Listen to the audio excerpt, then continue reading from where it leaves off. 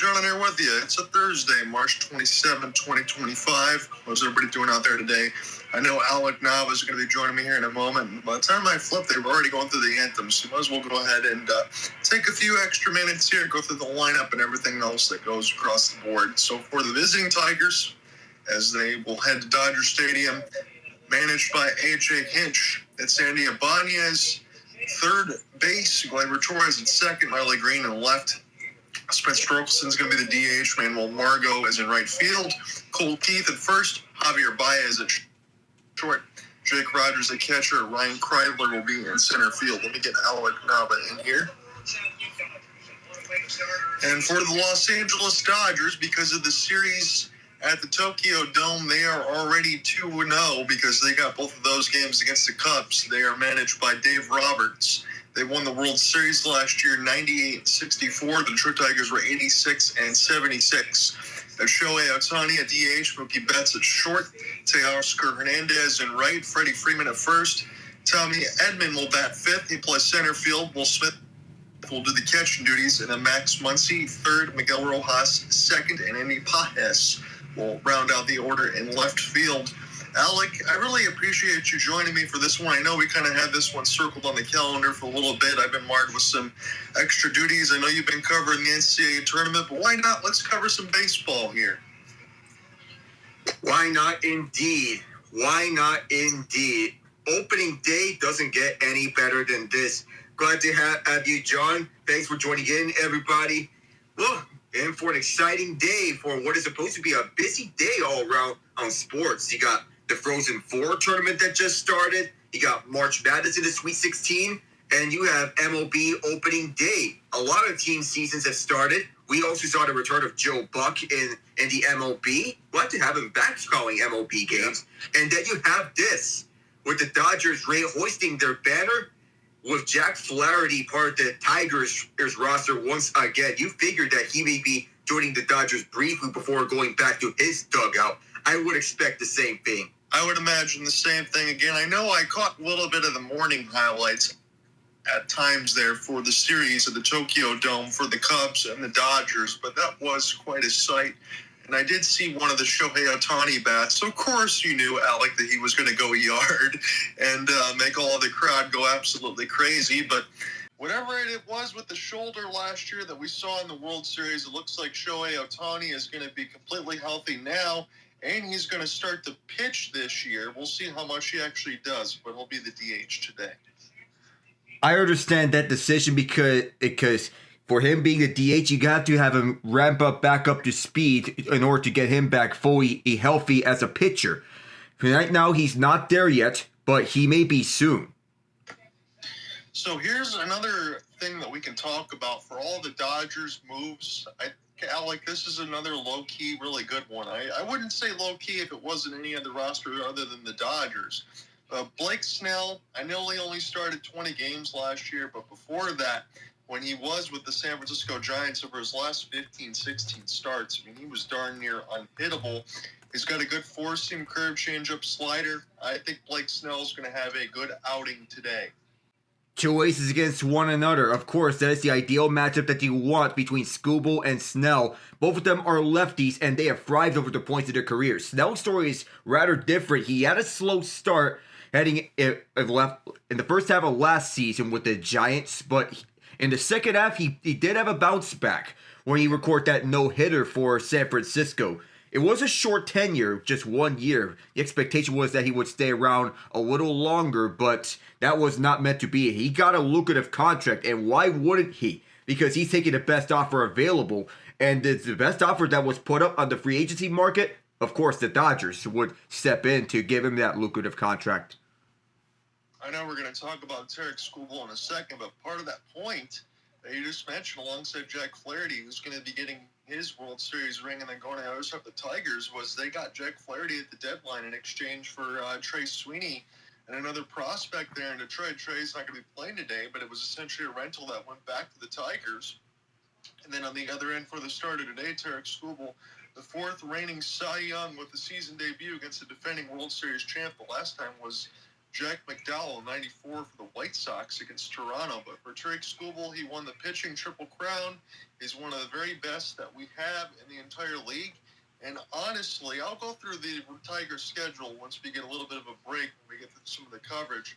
But their schedule is hellacious in April, and they're really going to need Tarik Skubal to be on his best here from day one against the vaunted Dodgers lineup. To have it be on his Cy Young form to begin in this season. That's what's going to be a key for them because runs are going to be at a minimum. In a pitching duel like this one, you're not going to see a lot of runs scored. It's going to be a very low-scoring game, this type of game that's going to offer when you have two high-caliber pitchers of Skubal and Snell's caliber.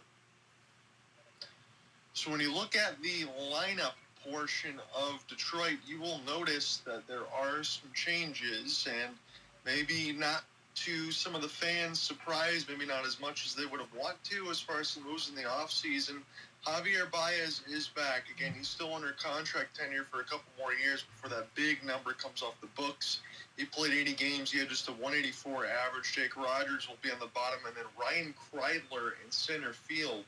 And I'm just going to give you the career numbers for the 27-year-old. This is 150 at-bats with a 147 average, 2 home runs, and 8 RBI. And you're asking, why is Ryan Kreidler in the lineup? Well, unfortunately for Tigers fans, Parker Meadows, who we saw a little bit of, Alec, who was a defensive maestro in center field, he's got some nerve damage and a throwing arm.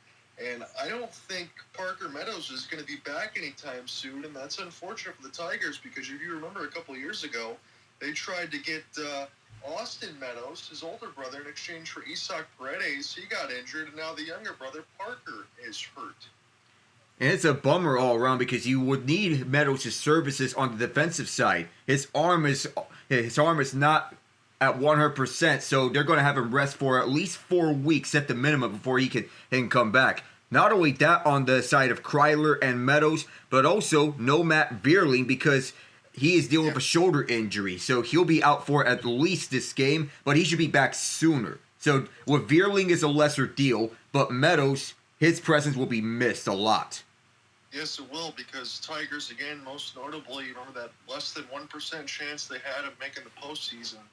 You had a grand slam in the 9th inning against the Padres, had a game-saving catch against the Mariners. He was all over it.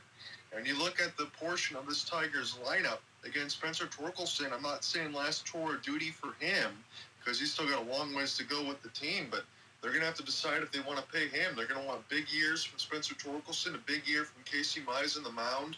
They signed Manuel Margot. He's going to play in right field today. Colt Keith is going to get first base duties, a position that he's never played before.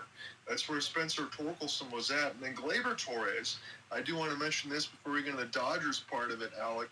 He got signed from the Yankees, which is a big bat. We know about that, but Gleyber Torres at second base, alongside new guys that played in different positions, he led the league in errors. So I'm not sure what the Tigers' infield is going to look like here in day one. I'm hoping for good things, but we might see a little bit of rust.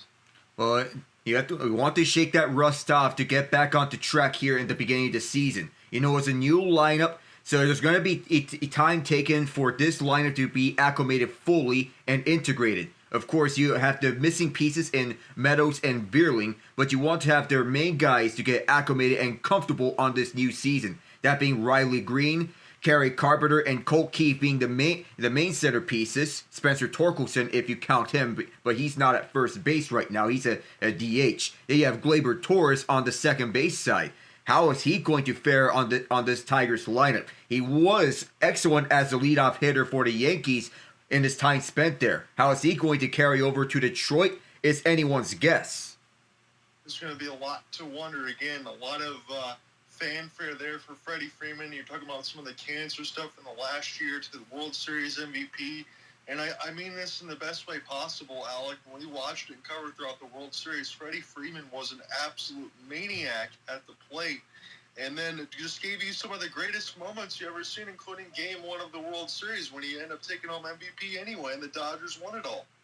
I mean, it was no question to who was going to win World Series MVP. It was Freeman's MVP the entire way with the way that he played. By far and away the best player on the field, no matter if it is on the Dodger Stadium or the Yankee Stadium. We see Fred Freeman, Freddie's father, getting interviewed by none other than Joe Davis, the Dodgers' main broadcaster. That's a nice tribute to see. Yeah, it really is. Again, I want to ask you on the other side, because I wasn't as cued in, Alec. What was going on with Mookie Betts? I know he's going to be in the lineup today, but I don't think he could have made that series at the Tokyo Dome. Oh, it appeared that he was under the weather for the past few days, but the stomach virus prevented him from going to Tokyo, so he had to stay behind. I got you. And I'm looking on the other side for the Dodgers lineup, Alec, and I see Ohtani, Betts, Hernandez, Freeman, and Edman, and then Will Smith and Max Muncy. I'm not saying that this is a team that's largely unchanged, because you move on from Gavin Lux, James Outman's going to start in the minors, Kevin Kiermaier retired, but this really does look like the same team that did all that damage in the World Series. Is Kurt Gibson, former Dodger and former Tiger, is getting a standing ovation here at Dodger Stadium. How eerily similar both of home runs Yes. look like between Kirk Gibson's and Freddie Freeman's. Those are memorable and will be forever enshrined in Dodger lore. So we got a lineup that looks unchanged here for the Dodgers. And sure, they're already 2-0. They won both of those games against the Chicago Cubs. Dave Roberts got his extension. Team that was 98-64 last year, won the World Series. Alec, I'm going to say this honestly. I know that we're covering the Tigers and the Dodgers as Kurt Gibson throws out the first pitch to Freddie Freeman. That's quite a sight. But I'm going to say it now. I think the Dodgers, especially in the NL, I know you got teams like the Padres and Arizona that made some moves, but this Dodgers team still looks like a team that can repeat to me. And we haven't seen a repeat in 25 years, but this could be the team that can break that curse, that the Dodgers can break the curse of no repeat champions in over 2 decades. And it can be very realistic that this happens. They saw the banner unveiling here over at the stands. I gotta wonder how everyone feels in Los Angeles. Not everyone in Los Angeles is a Dodger fan, but many, and I mean the majority of the city is a Dodger fan. It's pretty ecstatic over here, this crowd of 56,000. That trophy and that emblem was pretty nasty there that they just unveiled. I want to mention this might be small considering how good the Dodgers are, but let me just give you the pitching injuries. So Tony Gonsolin, Brusdar Graterol, Michael Grove, Eduardo Henriquez, Kyle Hurt, Clayton Kershaw, Michael Kopech, Evan Phillips, River Ryan, Emmett Sheehan, and Gavin Stone will all start the year injured. So I know some pieces, some bigger, some smaller, some bullpen, some starters, but Dodgers do have a little bit of injuries on the pitching staff to start the year.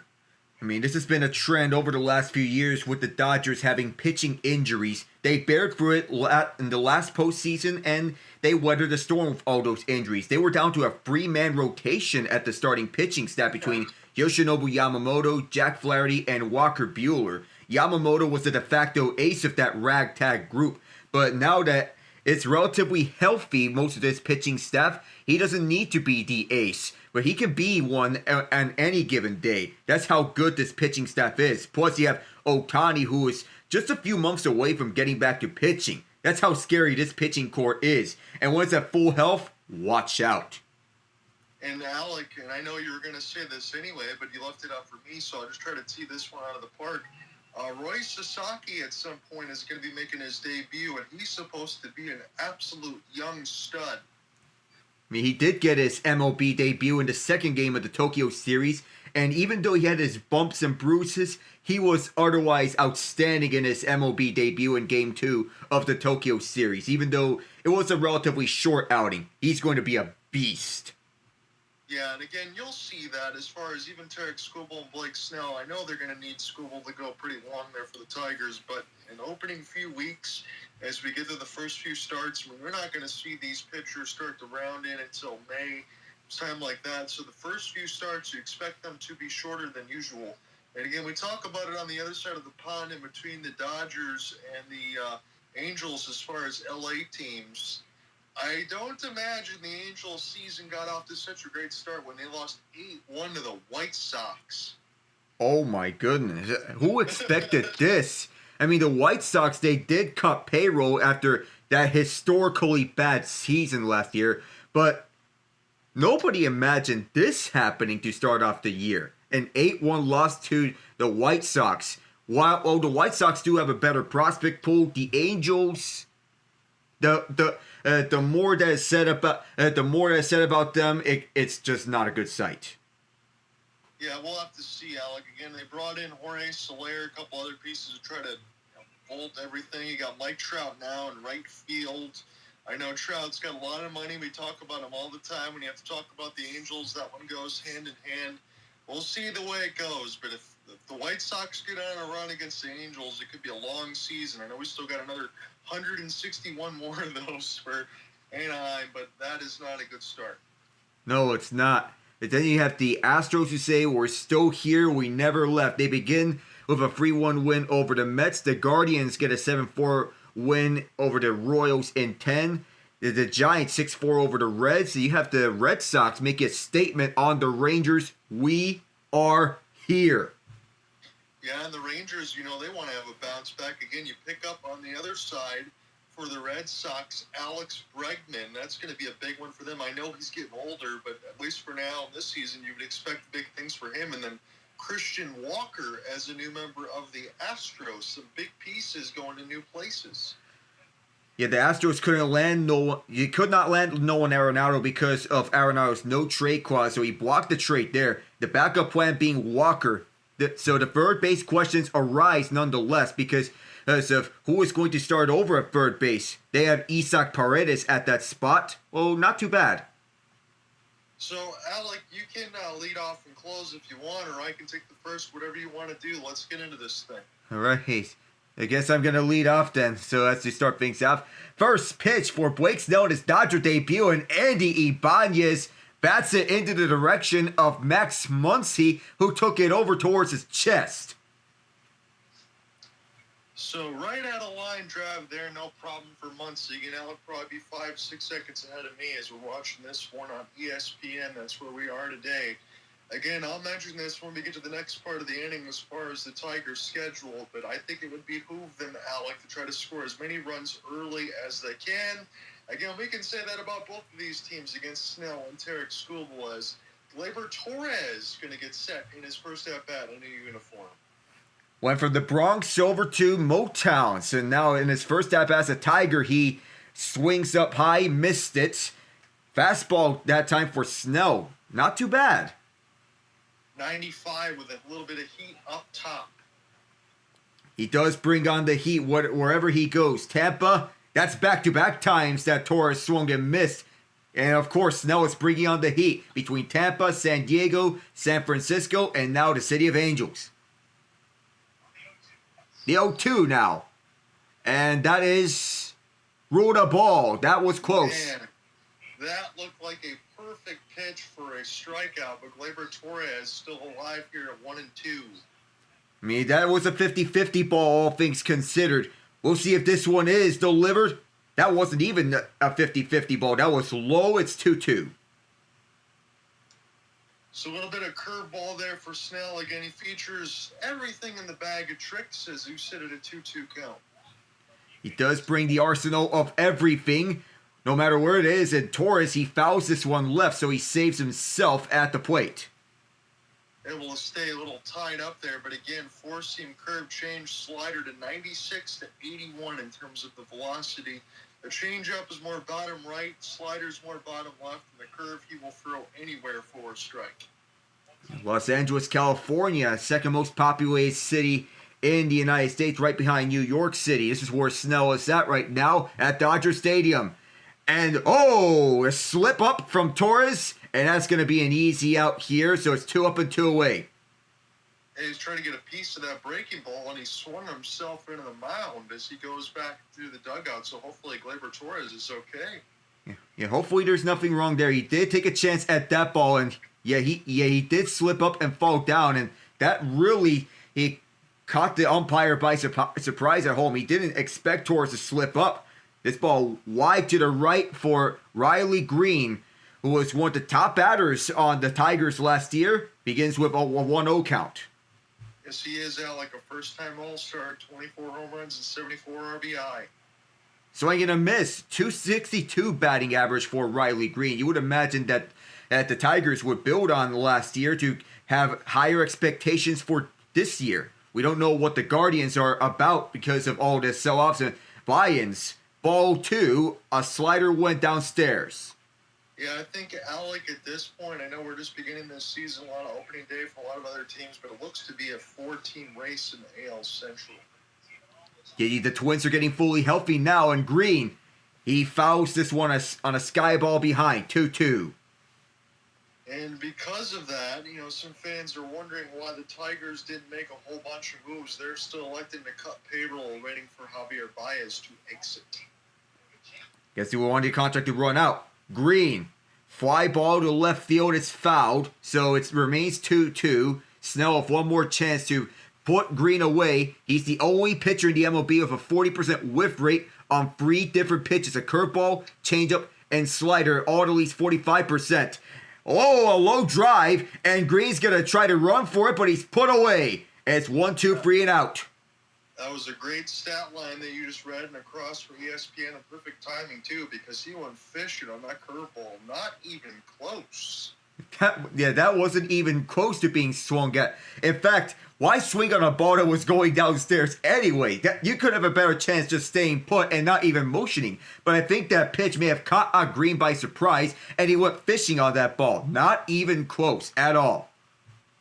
So a little bit of an auspicious start for the Tigers. When you think about it, I don't have to say much, Alec, here, but it's Ohtani, Betts, and Hernandez here for Tarik Skubal. And I know how good Tarik Skubal is, but that's going to make life awfully difficult. Of course, Tarik Skubal can make life very hard for people at the plate. It's going to be that much of a cannon for Skubal to fire at. As we get Ian on board here, how are you doing? The Royals lost in completely embarrassing fashion. It is becoming quite obvious that Hunter Renfroe might be past his expiration date because that man is slow in the outfield. They had a good-looking start to the 8th inning, and then they tried a contact play that turned into a vaudevillain routine. Just falling all over themselves and ended up in a double play and eventually nothing.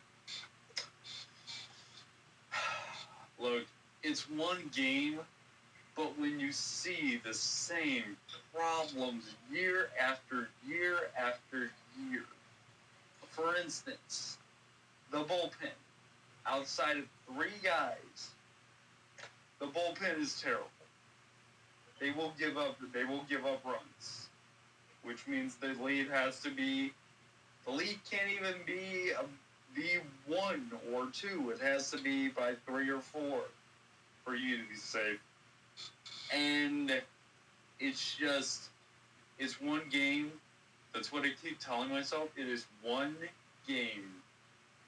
But please, figure out right field, Royals. Because Hunter Renfroe is not the answer. Ooh, first pitch. And Shohei Ohtani blasts a fireball right into the direction of Colt Keith, who puts him away at first base. Are you kidding me already? The first pitch for Ohtani is at 110-mile-an-hour exit velocity. And Colt Keith gets his first play as he steps on the bag. My goodness. That's almost impossible to stop if it's going right by you, but it was a bouncer right towards the direction of Keith, who does step on first base and put him away. Betts, who just fully recovered from a stomach virus, will just let this one fly. It's 1-0 to count. Gotta tell you, Alec, and I know it's easy to say, Mookie Lynn Betts, one of my favorite players in all of baseball. I know that there's a lot of fanfare around Shohei Ohtani, and per usual, Mookie Betts is still an MVP, a real deal type player. Yeah, it's pick your poison. And Betts fouls one to left. That was absolutely blasted. And remember, from game 1, you walk one MVP to face another MVP. We did mention back then, and with which one do you want to face? It's pick your poison. 2-1 to Betts. Upstairs on a changeup, and this is a 3-1 count. And I know it's only partial in the part of the pickup for Tommy Edman, but I mean, he won MVP as far as the CS as well. Sky ball to left field. Mookie Betts will see this one get caught at that left field side, and it's 2 up and 2 away. And then Teoscar Hernandez re-signs with the Dodgers as well. I thought maybe they might lose him in the offseason, but he likes the friendly confines of Los Angeles. He took a 1-year deal to bet on himself to see how his production would go, and his production skyrocketed as a result of playing with the Dodgers. Well, he stayed here because he likes playing with the Dodgers. Ball is upstairs on a 4-seam fastball, 98 for Skubal. This kid is amazing. Yeah, and you said it, Alec. I'm interested to see how the velocity is going to affect with Skubal here in just day one of this MLB season. Again, another 161 more of these, but Tarik Skubal, you would think, around 30-something plus starts. He's got everything and the kitchen sink to throw.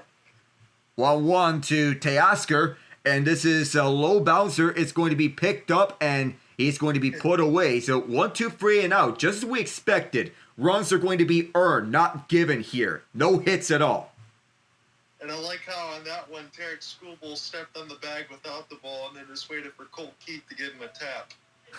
Yeah, basically, he's so there.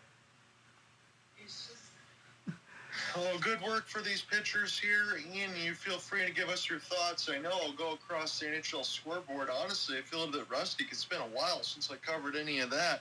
Any longing developments, gentlemen? Again, I know we followed between the St. Louis Blues last time, Ian. They've had a favorable schedule down the stretch, but again, I don't want to put it in that vein. They've just been dominating and winning games, and now they get a chance to play the Preds again. What I want to see is what they've been giving teams so far, or just winning, because close wins are great too. But when you're going up against top team, like for instance, the win against Vancouver in overtime, they should have won in regulation. But they got the second point, so I'm okay with that.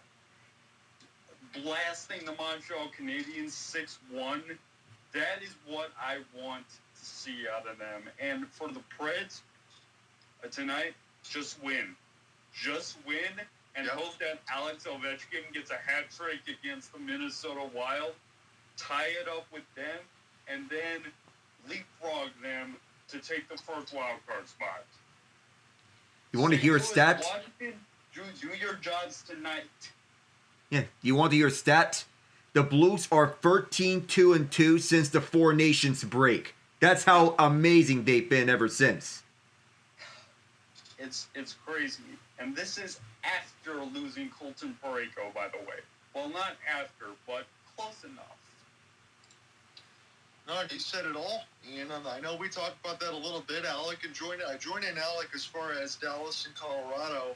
Unfortunately, I can't be with you, gentlemen, over the next couple weekends because I'm on Sharks finals duty against the Muskegon Voyagers, making the travel up north in about a couple more days. So hopefully I get this one more assignment here with you, gentlemen, before I have to ship off. As the Tigers, again, 55-63 through August 10th and the 33-10 down the stretch. They'd be able to go ahead and get in the postseason when they had a 0.9% chance as the fourth team is inside Spencer Torkelson. And Torkelson, and wanting to get back onto his groove, he had a rough spring training, but with the opportunities he gets, you would believe he can be due for a bounce back. You need it again, Alec, because he's the number one overall pick in 2020. And you think about picks like that, Mickey Moniak was one of those for the Angels. He just got picked up on a one-year deal from the Colorado Rockies because he was at like 160. Spencer Torkelson got a little more power than that. He's got a better average, but he does have some swing and miss in his game as it sits at 2-1, pitch clock down to 8. So as a Detroit fan, is this Tork's last chance? That's what I'm wondering, Ian, but I'm only saying that because, again, Casey Mize and Torkelson haven't hit their part of contract status yet where they got to make a lot of money. They haven't had their time served, so I think Torkelson's going to get a full season. They're going to say he didn't swing, so good start for Tork here. He draws the walk. First base runner of this game, of course, it's earned, not given when you have two aces on the mound and what is going to be expected as a pitching duel. Of course, you have the first base runner as Torkelson has good hand-eye towards each one of those pitches and sees that each one of those is outside, decides not to swing at them, and of course that advances him to first base. an absolute dot in the bottom right part of the zone for Manuel Margot. Last season with Minnesota wasn't all that bad. 238, 4 home runs, 31 RBI. Again, he wasn't expected to be playing here with the Tigers, but they had to sign because of the Parker Meadows injury, as he offers it a curveball nowhere near and makes it 0-2.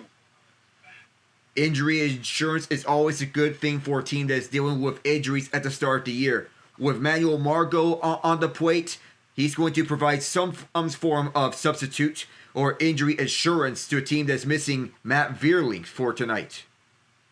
Inside out jam shot. This is going to fall in front of the Dodgers defense, and Spencer Torkelson's going to be able to go to third. So Manuel Margot, he got all jammed up, but he got a single out of it.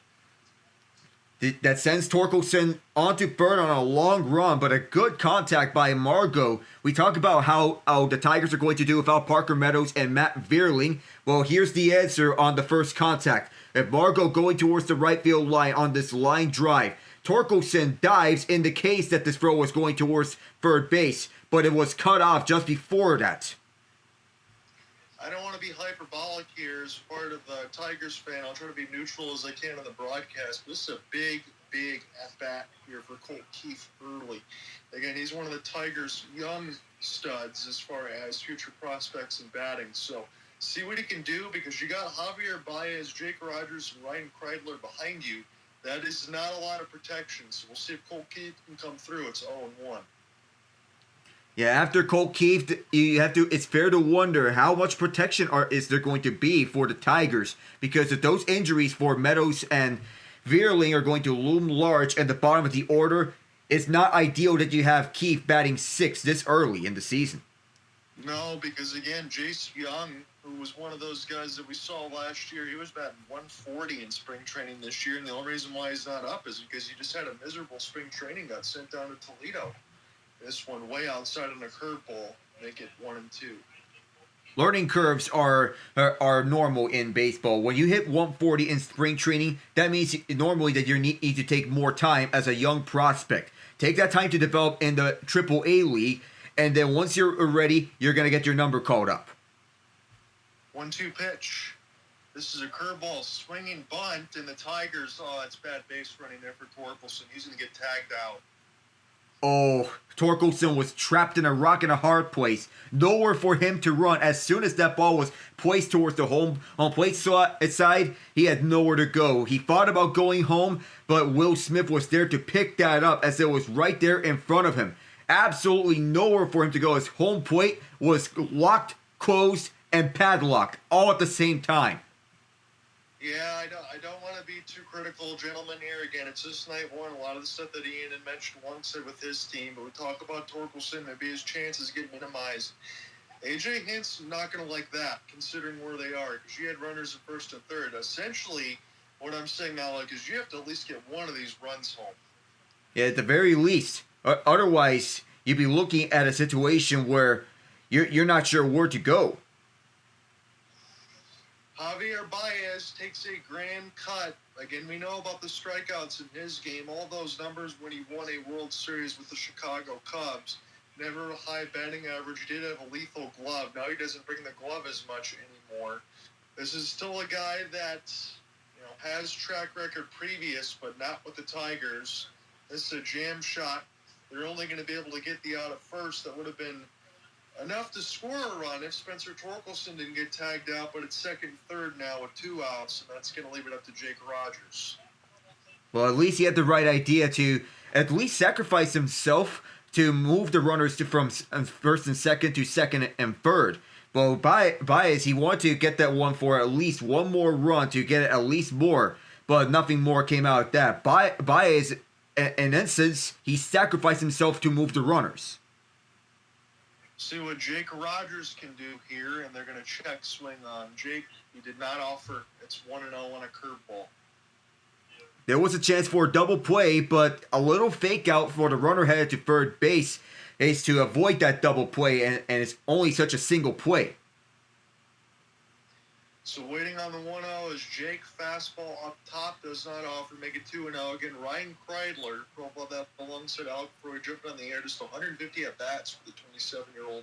is only batting 147, so that 7-8-9 that we mentioned is going to need a lot of help. That's why you didn't want to have any of these runners stranded. Blake Snell's probably got a good chance to get out of this. As Jake Rogers, that's a beautiful snap on a curve, make it 2-1. Caught Rogers looking at that curveball, but more likely than not, when throwing a curveball, you're more likely to get fooled on the pitch because you think it's going towards the outside. Nope, it's going to curve towards the inside, and you get a strike against you. So pitch number 31, Snell in great shape. Rogers skies this one. It's at the warning track and caught. That's a shame it wasn't an out earlier. The Tigers would have got a sacrifice, but as it is, Snell strands everybody, and we're still scoreless. That was a low catch on the warning tracks at the left field side. Andy Pajes looked at that perfectly, and he just does a backhand to get that one, grab it, and put away everyone on the Tigers. Still it's scoreless. Yeah, not to draw too many parallels to the Royals, but that was the problem that Jonathan India was having. He'd hit the ball. It looked great. It was going. And then Stephen Kwan would gobble it up on the warning track. It just needed a touch more to get over the wall. Just not enough there. Yeah, sometimes that happens early in the year, and I would have to say a couple at bats before that are the reason why the Tigers didn't score their run that they were supposed to get. So we'll see what happens in bottom two. My question is, how long is Tarik Skubal going to be able to keep up this scoreless stance? I know he's more so than capable, but especially early in the year, I think you can be due for slip-ups. And that would be easy to say because it's Freddie Freeman, Tommy Edman, and Will Smith, 4, 5, and 6 next. I mean, that's absolutely ridiculous. It is. That's a stacked lineup for the Dodgers. It's not really fair to when you look at all the lineups that they can put up. There's talent all around it, no matter where you look at it. In the middle of the order, I mean, when you look at Tommy Edman, he's just coming off a NLCS MVP. Yeah. Given his outstanding performance, he's at the bottom of the order, and he can slot at anywhere in this lineup. He's the super utility man that not a lot of people give enough praise to. I'm glad that you said that, honestly, Alec, because I think Tommy Edman, from what we saw, he looked like one of the very best players in Major League Baseball. He had that with Ohtani if he was healthy, but again, he ended up winning the World Series. Had a little bit of a shoulder issue, but you had Mookie Betts, Freddie Freeman, Teoscar Hernandez going crazy. I mean, everything worked out. I will say this on the other side for the Yankees. It might be a blessing that they did not sign Juan Soto so they could go ahead and fill other pieces of their roster. Yeah, the pieces that are vital and important to them if you want to fill in the other holes onto the lineup. No Garrett Cole, for the season. Max Fried can back them up there.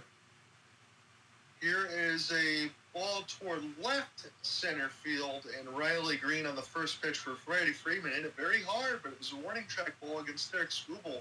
Again, one pitch out against Ohtani, one pitch out against Freddie. Right idea. But but there's a common saying: you live by the long ball. It's the first thing you'll die by it too. At times that is true. Other times that may be debunked when living by the long ball. Friday launched the long ball, but it did not come to fruition that time around. So Tarik Skubal already 4 outs on 10 pitches. Again, Blake Snell, his pitch count was pretty good at 32, but Tarik Skubal trying to be ultra economical, and that would serve him well as 98 will split the plate. So again, nothing wrong with the velocity here. For Tommy Edman, again, NLCS MVPs talk about hit 328 in the postseason as a changeup dive bombs in the dirt. Skubal has a large arsenal of pitches that he can use to fool out each one of the batters that he faces. Yes, he does. Tommy Edman gives this a big swing, and the Dodgers score the first run of the year at Dodger Stadium on a home run from Tommy Edman to left field. Almost at the same place where he launched those home runs against the Mets in Game 6. And he's picking up where he left off. The super utility man doing business here at Dodger Stadium. 108.6 exit velocity, 21-degree launch angle, 401 feet the distance projected at left field. And Riley Green ran out of room to run on the left field warning tracks. if you made the bet that Tommy Edman would have the first Dodgers home run of the year, congratulations! You just cashed out big money, because I think he might have been 1, 2, 3, 4, 5 or 6 on the list for the first home run of the year. And that's crazy, Ian. And again, I'm saying this in the right way. The Dodgers lineup's so stacked. I mean, you look at any other team you throw Tommy Edman on, it could be 1 or 2, but not on the Dodgers. Yeah, he could fit anywhere on this lineup. At 5, that's how dangerous this Dodger lineup is. Because at the Cardinals, he was very highly coveted as their super utility man. So it was a 1-pitch out on Will Smith, but the damage has been done as it's left now alongside Max Muncy. Still got 7, 8, 9. You got Muncy, Rojas, and Pajes. You throw that in between the Tigers lineup, you might see them bat in the middle of the order. I'm not even kidding you. And Max Muncy with a big swing, but this will drive Margot to the wall. So Tarik Skubal throws about 6 pitches. He gives up 1 run. He's only at 17, but it's 1-0 Dodgers if you go to the 3rd inning. Already 17 pitches, and even though it's 1-0 Dodgers, the fact that Skubal's thrown 17 pitches means that he's going in nicely at the mound so far. Despite the home run that he gave up, he's been going good so far in this game. He's looking like the pitching Triple Crown winner that he was last year throughout.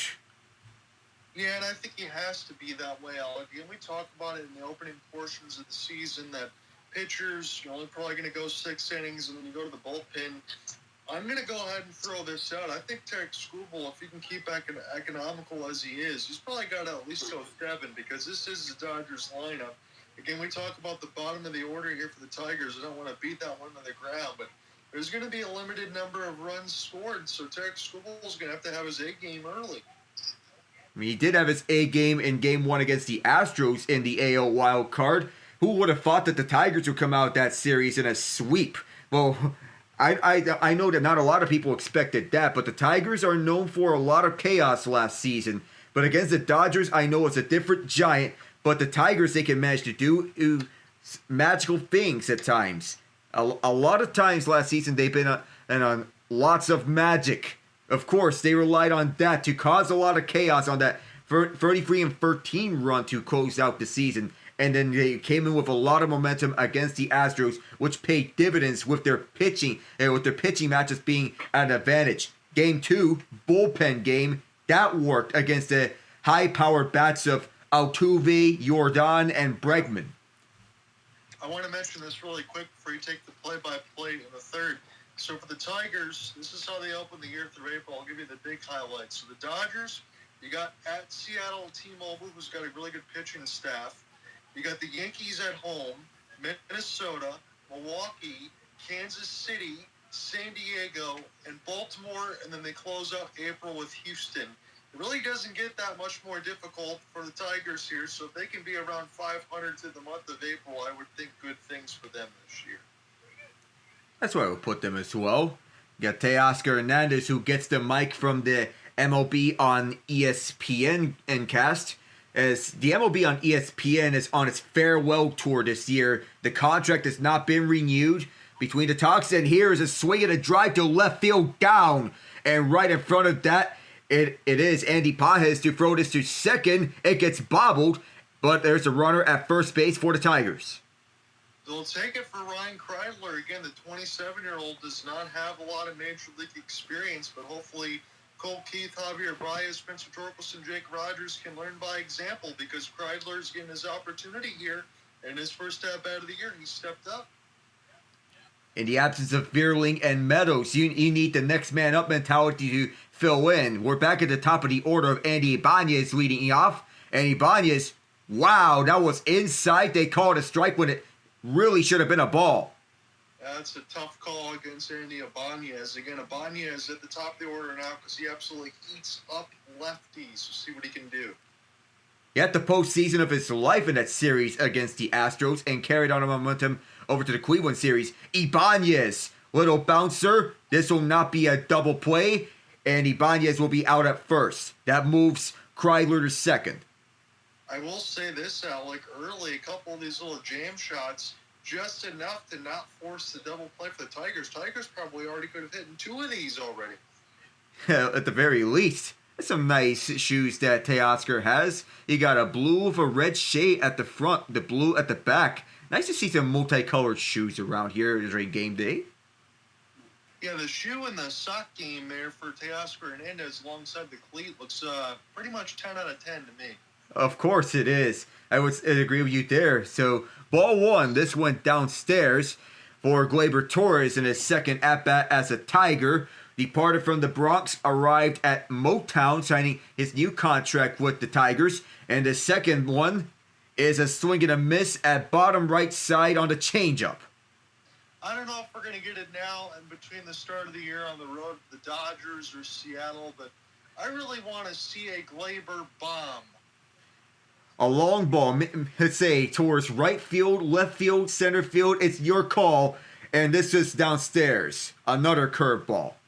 Just give a good at-bat here. Try to get something going with Ryan Kreidler at second. You couldn't score it in the first. Try to get it done now in the second. They're showing Blake Snell and the Dodgers. Everybody having a good time and alongside the Tokyo Dome. I got to imagine that's a once-in-a-lifetime trip. Oh, yeah, I would love to go to Tokyo to watch an MLB game over there. Change up 88, and Blake Snell is seeing his pitches going downstairs. So, good time for everyone. Well, right now, not so much for Snell. He's got to find that groove. See if Gleyber Torres lets one go or takes a big swing with count leverage. It's 3-1. Top of the first, 3-1 count. Torres, big drive to right field. However, it's Teoscar who has the mic, and tagging along, moving to third, is Kreidler. So he goes to third with 2 outs. I gotta imagine 100% of the time when ESPN does the interviews of the players, that immediately that's the one that gets the ball and makes the play. Good work for Teoscar. You know, there are some times in which you have an interview over the preseason or during the course of the season in any league. Say if you get an interview here, something happens in the background, a play is being made. Usually there's a score. Who knows here? It's happened several times in the preseason of the NFL, but in the MLB, you got Teoscar making a play. No swing from Riley Green. It's 1-0 as it went outside the fastball. Again, Riley Green and Spencer Torkelson, the former Mud Hens, right in the middle of this order. It's 2 outs with a runner on third. See if the Tigers can cash in. 40 pitches into Snell's day. You'd imagine that he'll be lasting until at most the 6th inning.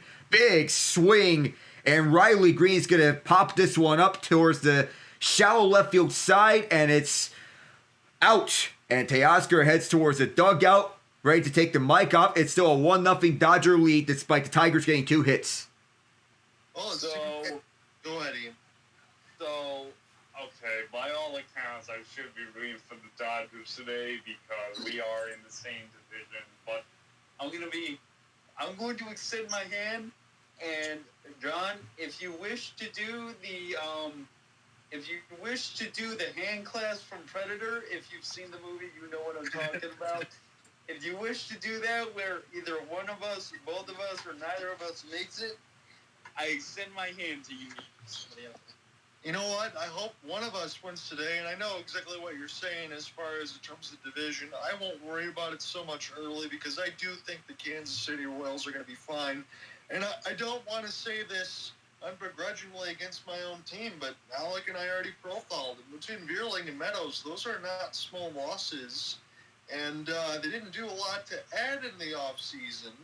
And I'm wondering, in between a 4-team race, because I still think Alec and Ian, I'm not going to be mean when I say this, I still think Cleveland probably has the slight edge because of guys like J-Ram and the pitching staff and all of that too, but we'll see. It's going to be interesting, and maybe I shouldn't slam dunk all over the White Sox because they slam dunked all over the Angels today. Well, The White Sox are either first or second in the division right now. after that win over the Angels, it's anyone's guess as to where they are in the division, but who imagined this from the White Sox, winning in a blowout win over the Angels? So we'll see how, like, in Ian, again, I know exactly what you're going for, but I do think the Kansas City Royals will be there in 2025, maybe as a wild card again. I don't see that changing too much because when you got somebody like Bobby Witt, you're going to get Vinny Pasquantino back there into the lineup. I mean, they're pretty dangerous still, and I like that squad. Oh yeah, that squad can do a lot of damage when at their full disposal and when they're at their full health. Vinny Pasquantino playing at the first base side back. That's gonna do a lot of. That's gonna work a lot of wonders.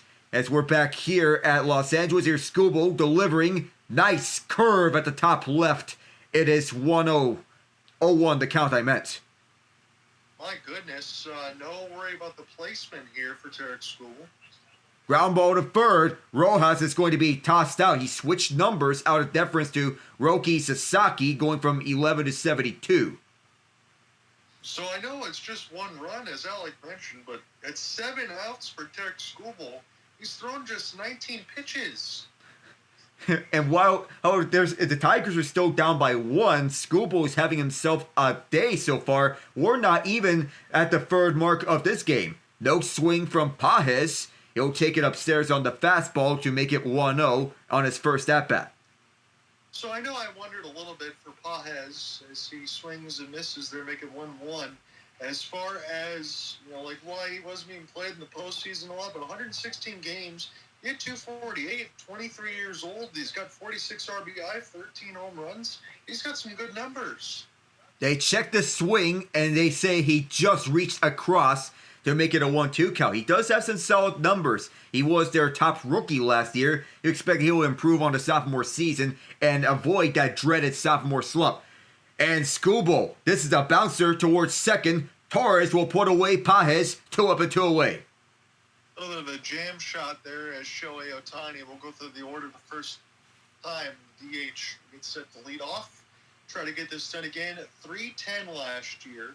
In a mix of 54 home runs, he had almost, 60 stolen bases, Alec, and 130 RBI. I mean, they did a unicorn. The inaugural member of the 50-50 club.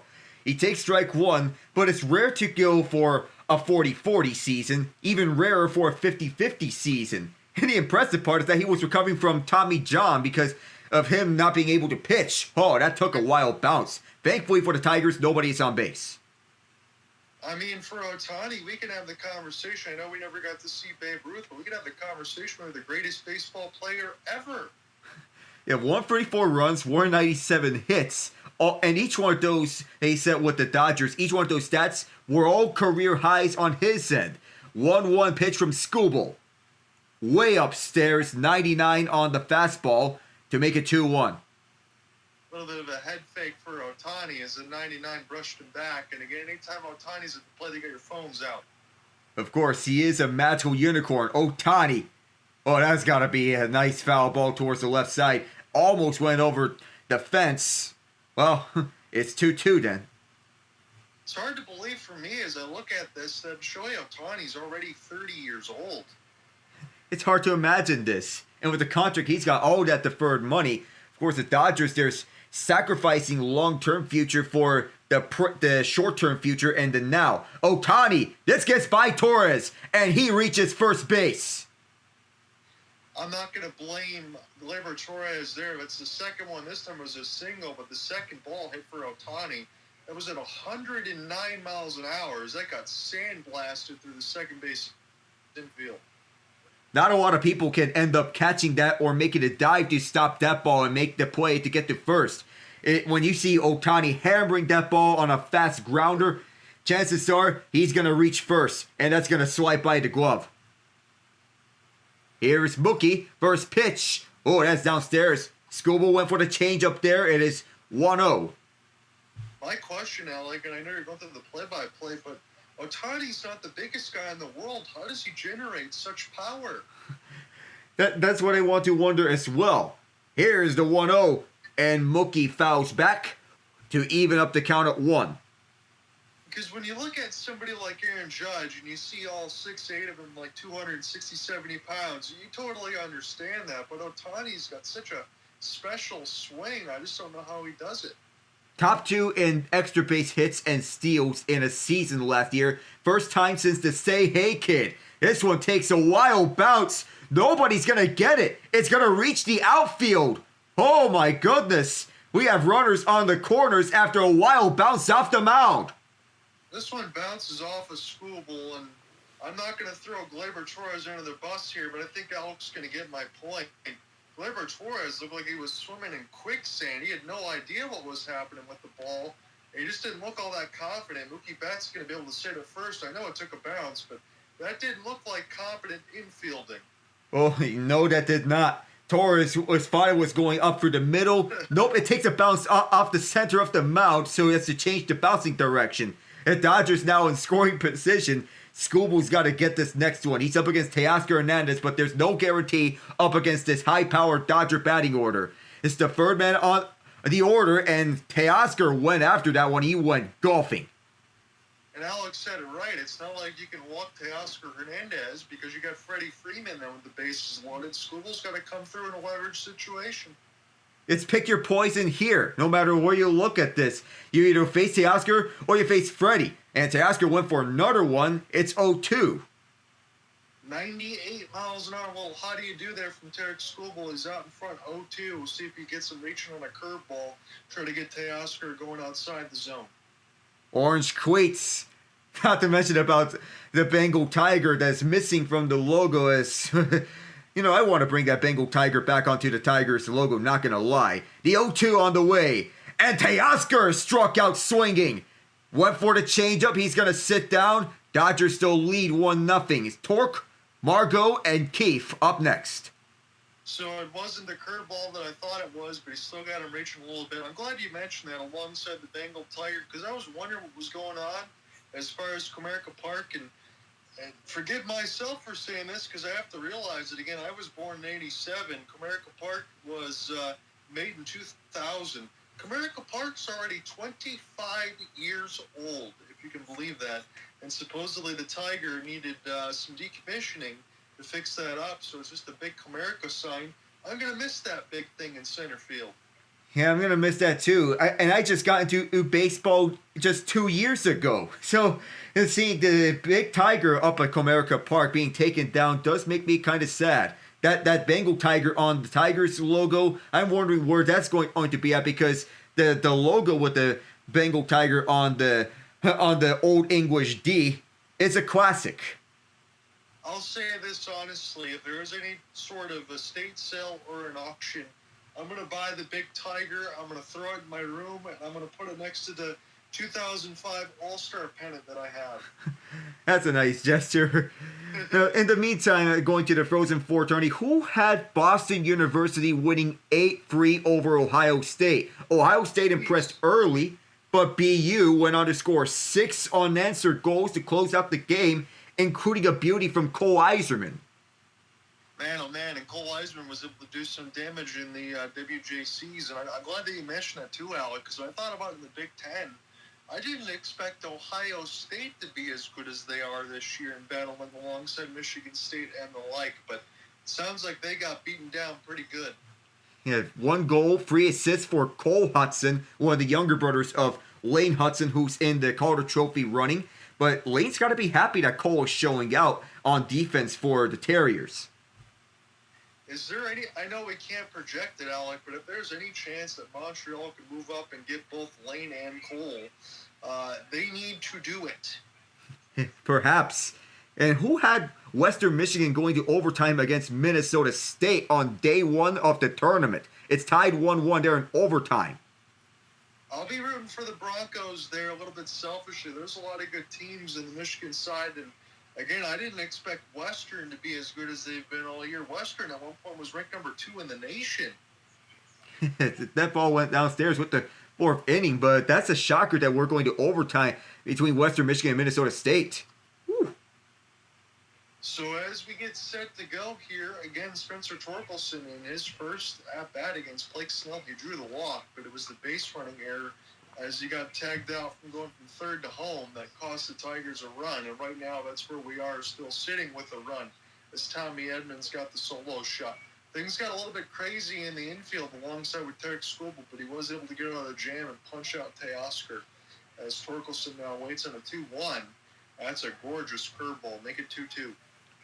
Blake Snell just have that complete arsenal with him wherever he's gone. Tampa, San Diego, San Francisco, now in his fourth destination in the MLB. He wants to carry it over to be the ace of this Dodgers rotation until Ohtani gets back to pitching. Absolutely. Pitch number 46.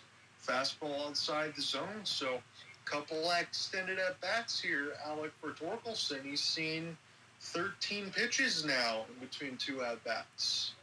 And hopefully if he gets on base, the results will be different this time around if he reaches.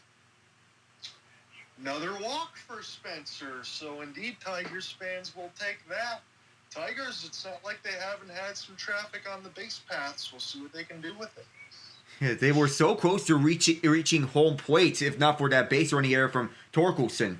When you have the ball that has hit its home but doesn't move at home plate, the more likely you are to stay at third is where you're supposed to be at. You should stay at third if the ball doesn't move from home plate after the bat. Man, Manuel Margot hit that curveball very hard, but it's fouled on the third base line, make it 0-1. If this does make it into fair ball territory, chances are he will get at least a base hit, and Torkelson's going to take off. Oh my goodness, what a swing. Waiting on the 0-1 as Blake Snell is about to throw pitch number 50, make it 1-1. So to even it up, as Margot, he decided not to swing at it. So he does provide solid services for what he's worth.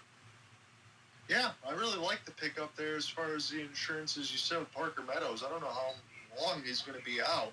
Pitch clock down to 2. Another jam shot. This one to the first base line. Manuel Margot, how do you do, sir? 2 for 2. Yeah, he followed that up when I spoke it into existence when he said if that was hit onto the fair ball territory. This one is towards the right field side, right over Colt Keith, into an area where he does not get onto it. Torkelson just jumped out the way and then advances over one base. Not too far from him, but not too shabby for Margot. He's 2 for 2 so far on the day.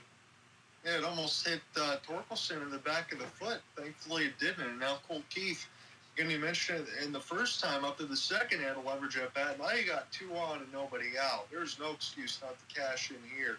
Even against somebody like Blake Snell, curveball outside the zone. And I think they're going to say that Colt Keith offered at it. It's unfortunate, 0-1. I thought he didn't. Unless the umpires are seeing something different. There has to be something that shows that he went across the line. Yeah, I didn't see it myself, Alec. I'm trying not to look through Tiger's colored glasses here. His curveball way outside. Good block for Will Smith.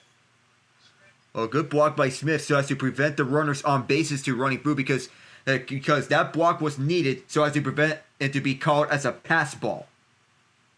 Waiting on the 1-1 as we just got the camera shot of Kerry Carpenter. We'll give more on him in a moment. 95 will be followed straight back. So Kerry Carpenter is not in the lineup today because the lefty doesn't hit well against on the same side. He absolutely kills righties.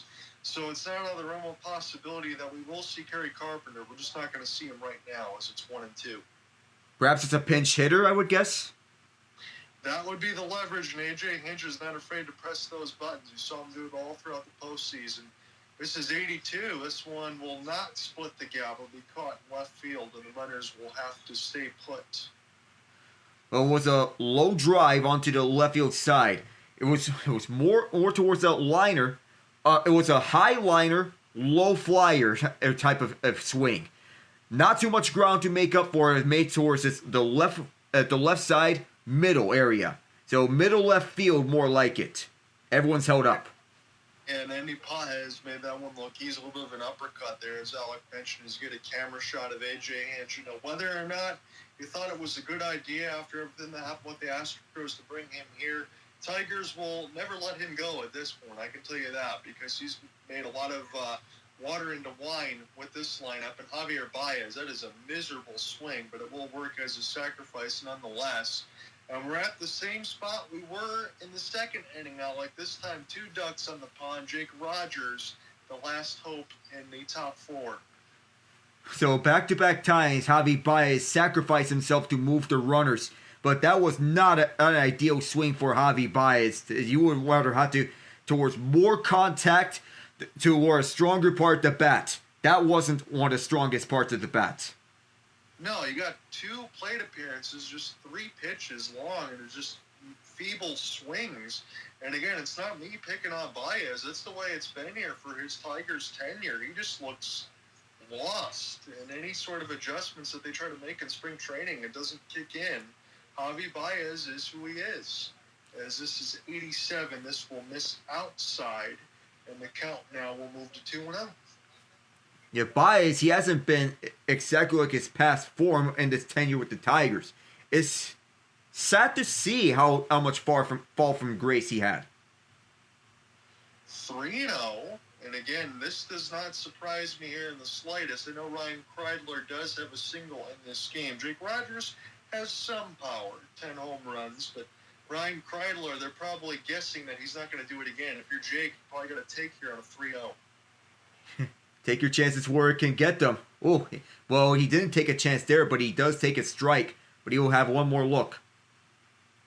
So we'll see how selective Jake wants to be with count leverage. Again, he doesn't have a high batting average himself, just 197. This one misses upstairs. Its base is loaded. Normally I'd be more excited. It's Ryan Kreidler. He's got a single before. He could put himself in the history books as far as Tigers fans are concerned if he comes through here. It is just a look to see how Blake Snell's doing on the pitching card. He's already at 60 with the bases juiced. And here comes Mark Pryor to discuss as with Blake Snell. So if it's the pitching coach, that means he's staying on. If it's the manager, that means it's a pitching change, unless if you're Blake Trinan in Game 5 of the World Series. And why am I not surprised as I look across the scoreboard here for the Philadelphia Phillies that both Bryce Harper and Kyle Schwarber went deep? It's what the Phillies do. You live by the long ball, and that's the lifestyle that the Phillies love to thrive by, the long ball. Kyle Schwarber, Bryce Harper, that's the style in which they thrive by. But this Phillies core is not getting any younger. How much time is left in that? That's fair to wonder. That's the question, because if it's not for the Dodgers, you'd be thinking about the Phillies as another one of those teams that can win it all. They're still that good, but Alec is right. The clock will start to strike against them at some point. Tigers and runners in scoring position are 0 for 7. They've had their chances. Don't want to make it 0 for 8. As this one way outside of the changeup, make it 1-1. Any momentum can change on a dime if you want to get your runners in scoring position. Anything can change in an instant, especially for Ryan Kreidler, who's getting his first looks this year as this newcomer.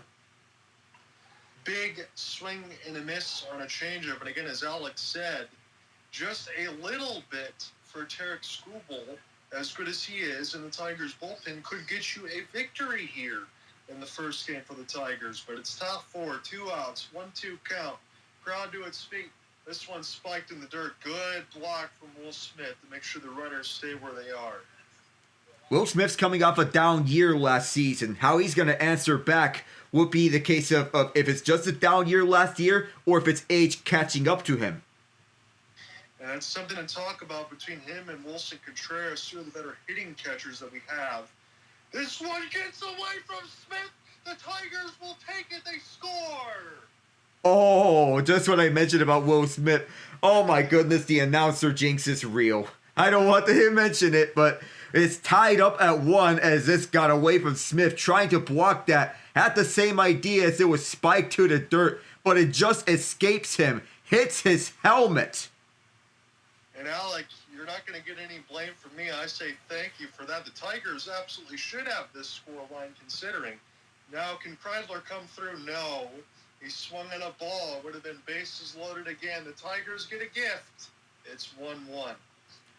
You have Freddie, Tommy Two Bags, and Will up next for the Dodgers at the bottom of the 4th. Those are the guys that are due up. Of course, with the Tigers tying things up on a gift from Blake Snell and Will Smith with the erroneous handle as it got away from him. Well, a gift from Snell has tied this one up. I would wonder how the Dodgers would answer back if they're going to come out swinging and raking at the Tigers. But against Tarik Skubal, it's not going to be easy. No, it's not. But again, I do take your point, Alec, as far as them probably being frustrated that this game is as close as it is. It would not surprise me if they can come out and rock Tarik Skubal a little bit. Not saying that he's prone to give up a ton of runs, but it's not like they didn't just have their opportunity in the third. Teoscar Hernandez punched out. Oh, that opportunity would come to pass, but nonetheless, it's pick your poison with this Dodger lineup. Who do you want to go up against? You wouldn't go up against any one of these guys because these are super talented players with all the batting power in the world, and that they can smack you with any different way. Let me ask you this, Alec. As far as your Pittsburgh Pirates, what do you think your projections are this year? More or less from what it was last year. Because I wasn't expecting much from the Pirates in the offseason, and I of course there wasn't much to see, unless if you count Spencer Horwitz and Tommy Pham, but those are minor additions. Horwitz is young and Horwitz is a young project. I don't know much about him, but perhaps it's a low-key addition to the team. Pham, I think, is a rental. Yeah, I'm kind of thinking some of the same things that I think about my Tigers when I think about your Pirates, as far as that I still have some talent. It's unfortunate that they lost today with Paul Skeens on the mound as opening day, because Skeens has got to be one of the youngest opening day starters that we've ever had. Yep, he's one of the youngest and most promising pieces. And you wonder how much the Pirates are going to do to help him out. So Skubal will get the benefit of the doubt on a slider there, as that one misses a little bit low. Again, Skubal and Freeman are the batting that you think about. That's what you dream about as far as broadcasting. Slider makes it 0-2. And so far, Skubal is having his way with Freeman early here. 90 miles an hour, 3 straight of the same pitch. This time on the bottom right side is Blake Snell talking alongside with Will Smith, saying, what happened there in the wild pitches? He shakes his head. It looks like they were having a serious conversation, Alec. Yeah, it looks so, if they were having that serious conversation, but Skubal, he does put away Freddie here. Yeah, I don't want to wonder too much because it's only the first game, but when you have those type of conversations as far as guys being on the same page, maybe Will Smith got his signals crossed alongside Blake Snell, because again, as Alec mentioned, that did hit Will Smith right in the mass. Yeah, pitcher and catcher communication is paramount in Major League Baseball and any baseball league. You want to make sure you're on the same page as the pitcher and catcher are, and to not have the signals crossed up. So a little bit of a snapdragon there on a curveball alongside for Tarik Skubal. Tommy Edman is the only one that's done the damage so far, 1-for-1 with a tank. 4 home runs in the last 9 games since Game 6 of the NLCS. But he's been on an absolute tear. And I guess that started right into 2025 as a changeup misses low in the dirt. And he didn't hit a lot of home runs last year up until Game 6 of the NLCS when he started to turn it on the home run department. I guess everybody just likes sitting in Dodger blue. We'll see if this one splits the gap. Kreidler, oh, what a catch toward the wall. And he held on to it the entire way. That is the defensive highlight of tonight. Back at the warning tracks towards the wall, he went sliding more so head first towards the wall to make that outstanding catch to take away what could have been at least a double from Tommy Two Bags at center field going after this one. And he slides head first towards the wall, makes the catch, and Skubal's loving it. Wow. And I say this jokingly, but is that Parker Meadows or Ryan Kreidler? I mean, who put out the cold machine here? That looks about as good as it gets, and this is just opening day. A good change-up strike there against Will Smith as ESPN deservedly takes another look at it, and the full dive avoids the wall right in at the track. That is an A-plus catch. A++, and it's worth showing it again because that was outstanding as it comes. Check swing against Will Smith. They're going to say no. Skubal ratcheted it up there to 99. That looked very close, though, for Will Smith. He did get almost all of that one, but didn't cross that line, so it had to be called one. 98. This one will be looped toward the right field side, and Manuel Margot up to play it on the hop. Will Smith has got himself a single. So after that near miss, as Will Smith dodges a bullet and rewards himself with a base hit towards down the right field line towards Margot's direction. Now I do note that there's a new first base coach for the Dodgers because Clayton McCullough took the managing job for the Miami Marlins. The new first base coach, Chris Woodward, now in charge of the first base side. So first piece of business for him in Dodger Blue. Big cut for Max Muncy, who's known for his home run power. That was top left corner. He just couldn't find it. As far as Max Muncy, again, 15 home runs, 48 RBI. When he's really right, he can get you about 30, 35. Not much of a batting average, kind of like Kyle Schwarber, but he can take it deep. This was a slider. Good block there for Jake. He's accustomed to that. He's one of the better defensive catchers that we have. Tarik Skubal's pitch count is still in great shape. He had to work a little bit in the third. He sits at 48. As it's a 1-1 count. Get the sign there for Jake and get set to deliver here. It's a 1-1 game at Dodger Stadium. A 98 sinker challenge pitch. Once he misses it, make it 1-2. That's what going up against Skubal is like. It's like going up against these starting pitchers who have a fire blazer of a four-seamer, two-seamer like Skubal, Spencer Strider, or Skeens. They can fool you out with that speed on the pitch. 99 does not get the call for Skubal. I thought for sure he had a punch out. He nearly had it, just trying to fit that to the bottom left corner. That's a 50-50 call most of the time, but that does not go his way. 2-2 now. This is pitch number 51. This one high and followed straight back from Muncy. And again, Alec, as you mentioned all that, alongside for Skubal, you also get that in a lefty that could throw 100 miles an hour and have all these other pitches. That's why he's one of the very best in the game. Even though he has one strikeout tonight, he's still a high caliber pitcher. That's why he won the Triple Crown in pitching. Wow! That's a nasty changeup there as Max Muncy swings right through it.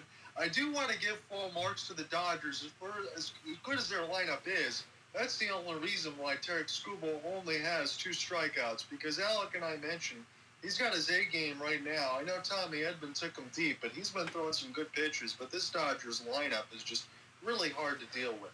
It is. Well, this Dodgers power lineup can make life a living hell for pitchers all around. For Skubal to get 2 strikeouts and limit the Dodgers to 1 run is excellent piece of business for him. Yes, it is, and you'll get set to take over in the 5th. It's a 1-1 game. We kind of expected it to be this type of game, Alec, but the way that we got here, as far as a wild pitch, and they had been going deep, Tigers having a lot of runners in scoring position. If the Tigers don't win this game, I think the one thing you can look at, and the main thing you'll look at, is so far they're 0 for 8 with runners in scoring position. That is one thing to look at. A glaring weakness from the Tigers about runners in scoring position from this game to take away from.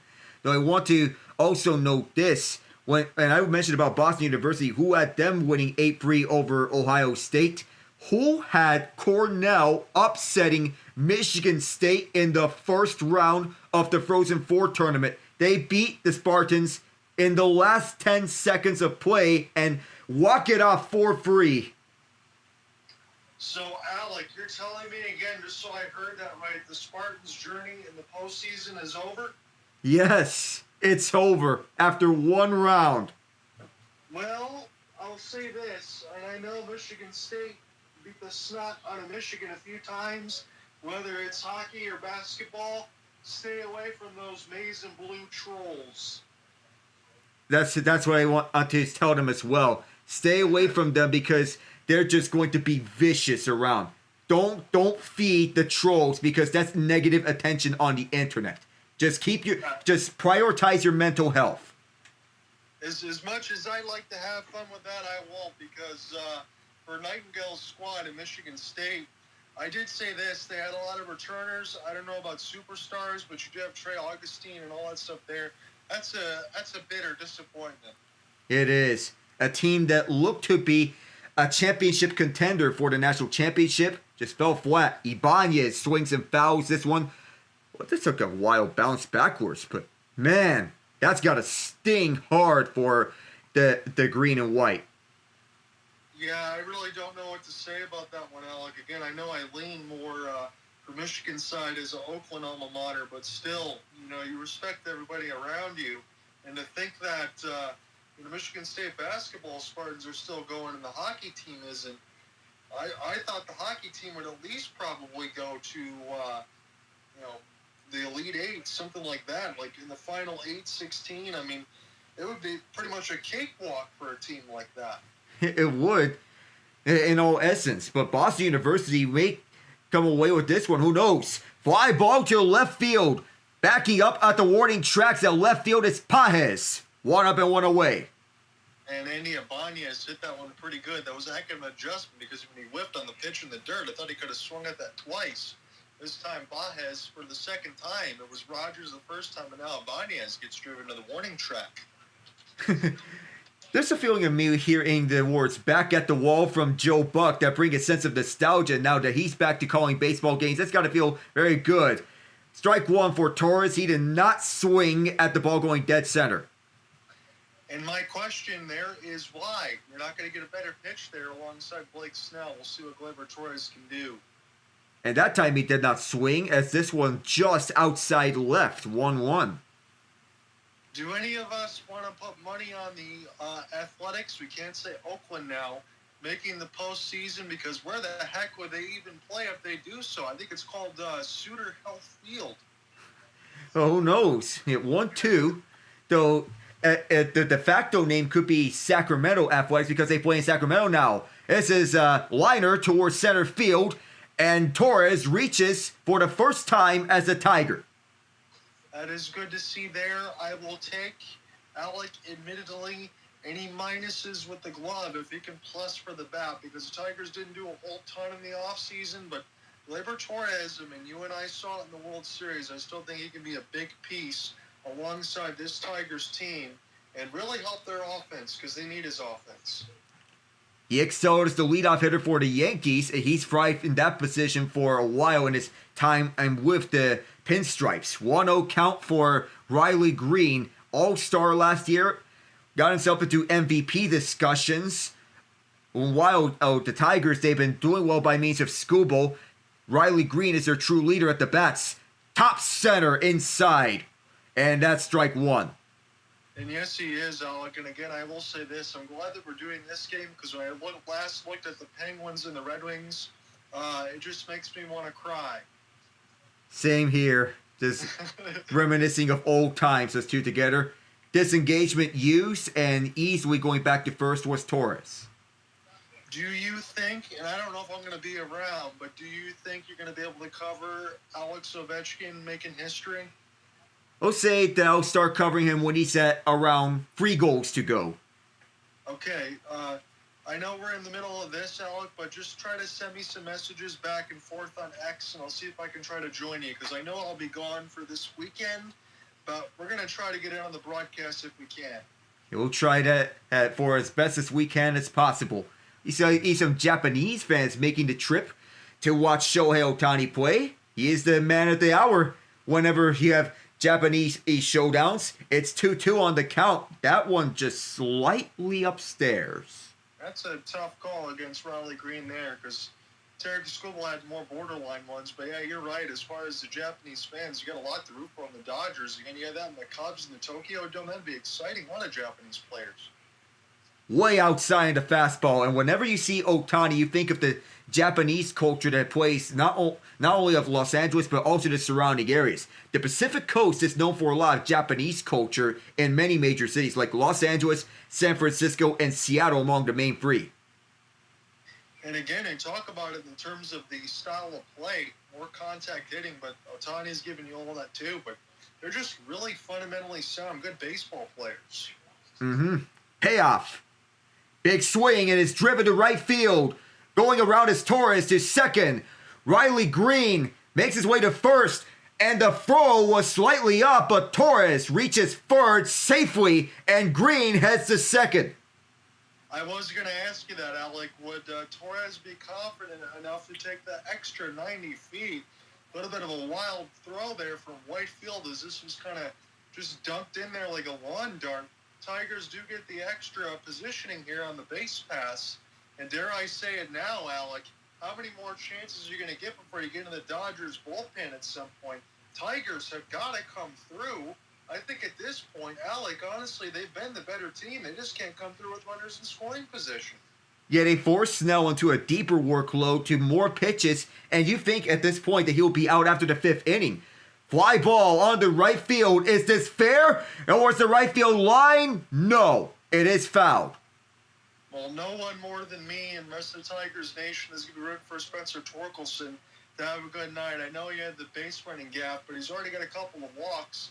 And you think all you need for somebody like Torque is that power. Just get it deep enough and score a run. And he does not swing that time around. That one just to the inside. Good ball awareness. Yeah, I will definitely double down on that, Alec. It looks like he's got the eye walked in, and if that's something that Spencer Torkelson can build on, that's going to help him stay up in the major leagues. Evens the count up at 1. You have Green at second, Torres at third. And Torkelson does not swing on a curveball. He already has 2 walks, and he scored on a run on a wild pitch. If this can be a third walk, oh man.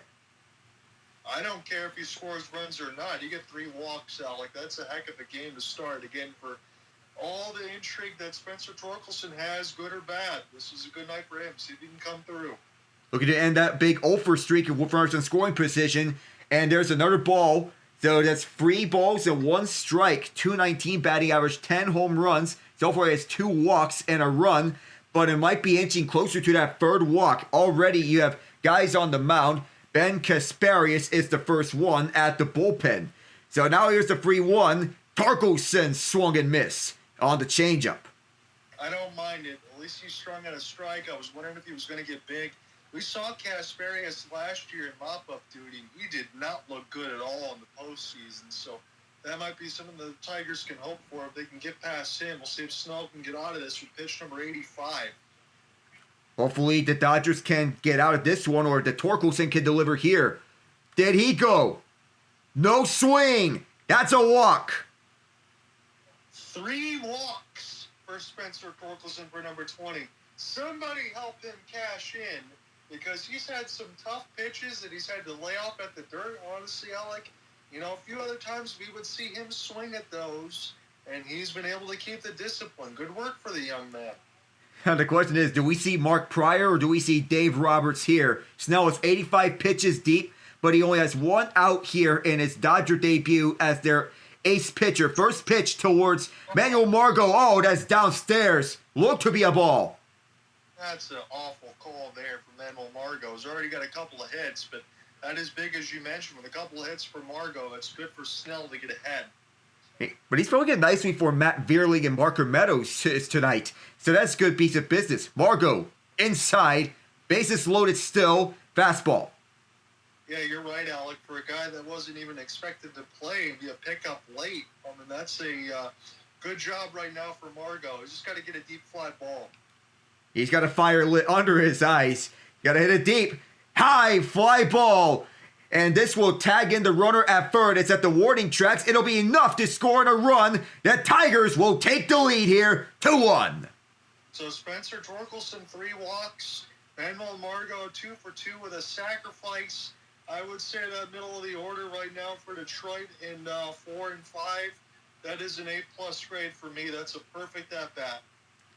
Yes, it is. A perfect at-bat for Margot. And even though this brings his batting percentage down to start the year for the Tigers, in this small sample size, he's looked good to begin his Tiger career. So, doing a nice job filling in for Vierling and Meadows. No problem. Colt Keefe up next. And you credit, too, Gleyber Torres for taking that extra 90 feet to get to third base to score that run.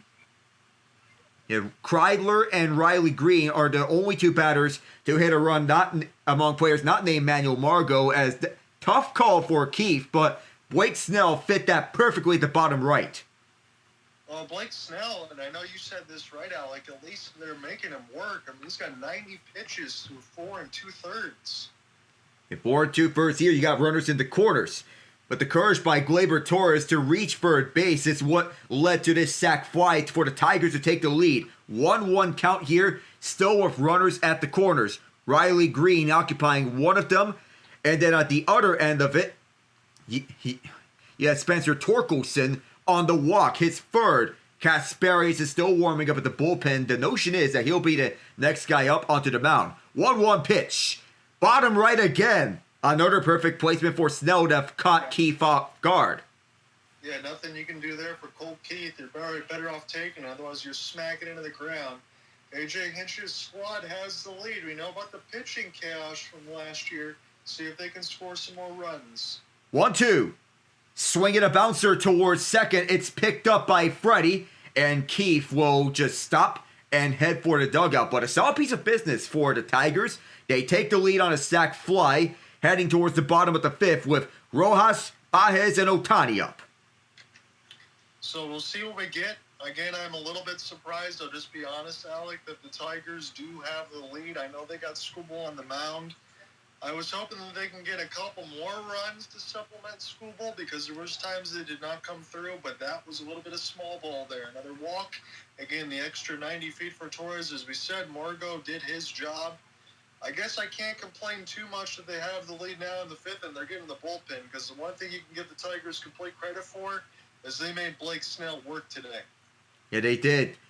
Forcing him to throw 90 times towards the Tigers. You believe that Snell's outing would end here. If not, if you want to have him go for one more sequence, at the very most, if you want Snell to go out there, just one more sequence at maximum. Don't overexhaust him. After that sequence, or if you decide to put in the relievers, you have to go out with the guy that you have warming up the bullpen. You have Kasparius warming up at the bullpen because of that situation that Snell put himself into. He had himself a rough go in the fifth inning, throwing 23 plus times. No, you're absolutely right. As far as anything for Snell in the next part of the inning, I'll double down on that. It would probably just be batter to batter. Maybe have one batter at most if you want to get the handedness side. And then as we get into the part of the bullpen, and you got Kasparius and everything else, you probably will see in the back half of this game, Kerry Carpenter get a pinch hit at bat. Again, Tarik Skubal, in the mix of his day, 4 innings, 4 hits, 1 earned run, 2 strikeouts. Again, the strikeouts seem low, but it is the Dodgers lineup. Blake Snell, 5 innings, pitched 5 hits, 2 runs, 2 strikeouts for him. So this has been the pitching matchup that we expected. Tigers probably could have scored more with the runners that were left in scoring position. We'll see what the Dodgers can do, 8-9-1. It's Rojas, Pages, and Ohtani. Well, New Jersey number, same Miguel Rojas. Even though he switched from 11 to 72, still the same as he once was before. And Minnesota State and Western Michigan are set to go in overtime number 2. Nobody scored in the first overtime, so they go into the second overtime. We did have a double overtime game last year between Denver and UMass. Denver won it on the way to their national championship.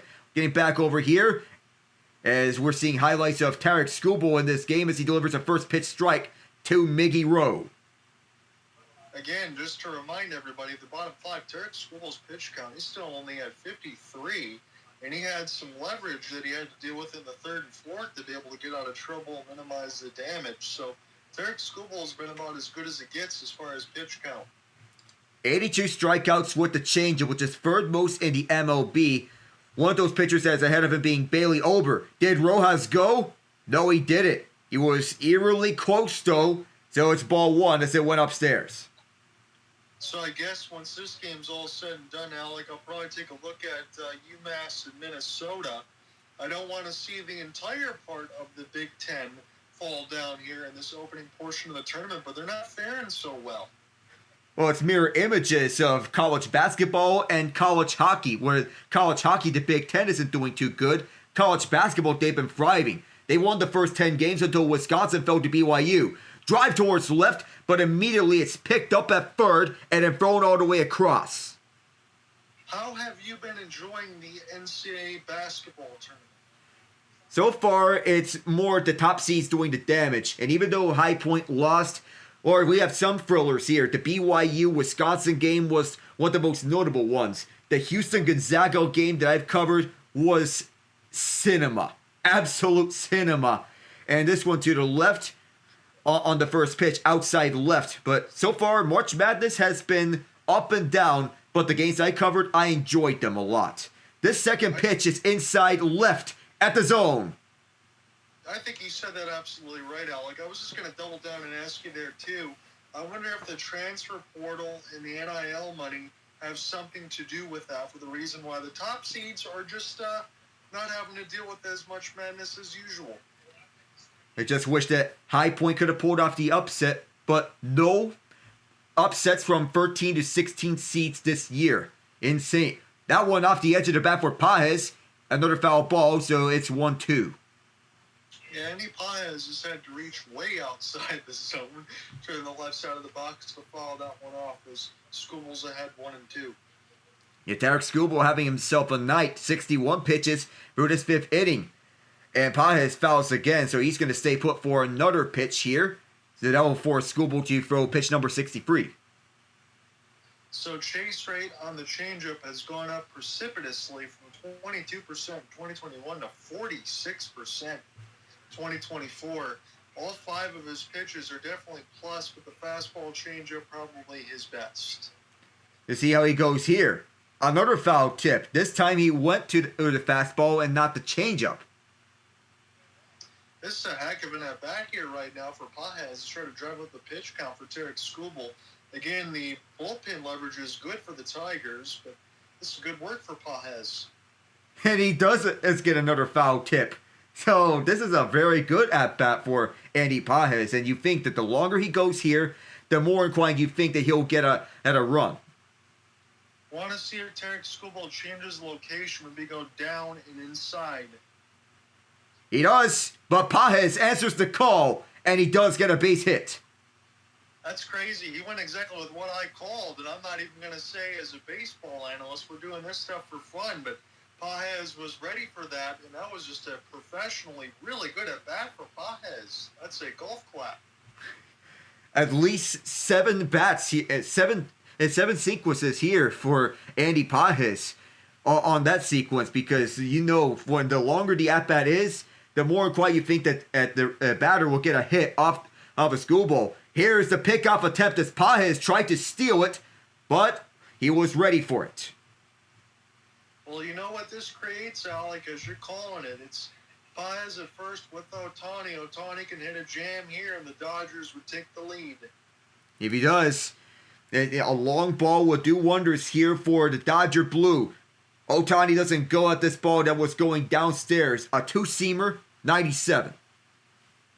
And that's what makes this so big, because it creates way for Ohtani, and then you got Mookie Betts, Teoscar, Freddie Freeman, and Skubal's right back into the ringer. At the top of this order, right line for Skubal. Caught Ohtani off guard. Surprised him, 2-1. That was an absolute dot of a changeup. It was the last spot it could be in that right of the box. Skubal's got his sweat on now. Ohtani just looks always so calm. Yeah, no matter how he is, he's always calm in these situations. This bounces beyond the foul line, so it evens it up at 2. You think that Skubal's got a bit of momentum back. He'll be throwing number 70 next. Yeah, we'll see what he can do. If he wants to go upstairs, downstairs, again, Ohtani's got supreme back control. Again, to get him on base, he also has the speed as well. We talk about the plethora of stolen bases, and we'll see what awaits us here on pitch number 70. Almost at 60 of them last year to go with his 54 home runs. The Skubal, pitch number 70 is a bouncer. Will this be a double play? It will be a fielder's choice. So Paez is out at second. Exchange the single for an out. Question now, Alec, the $1 million one is, since Paez is out at second, does Ohtani dare to steal second base? Because I know Jake Rogers is a good defensive catcher, but I think if Ohtani decides to go, he's probably going to get it. I would believe so, though Rogers has that defensive awareness to go with him from the catcher's spot. It takes guts to throw all the way to second to catch the runner off guard here at second. So 0-1 is this one inside. And now Mookie Betts, again at 289 last season, 19 bombs, 75 RBI. Home runs seem a little low. I promise you they're not. Mookie Betts probably about another 30-run campaign this year as far as tanks. 1-0 for Mookie on pitch number 72.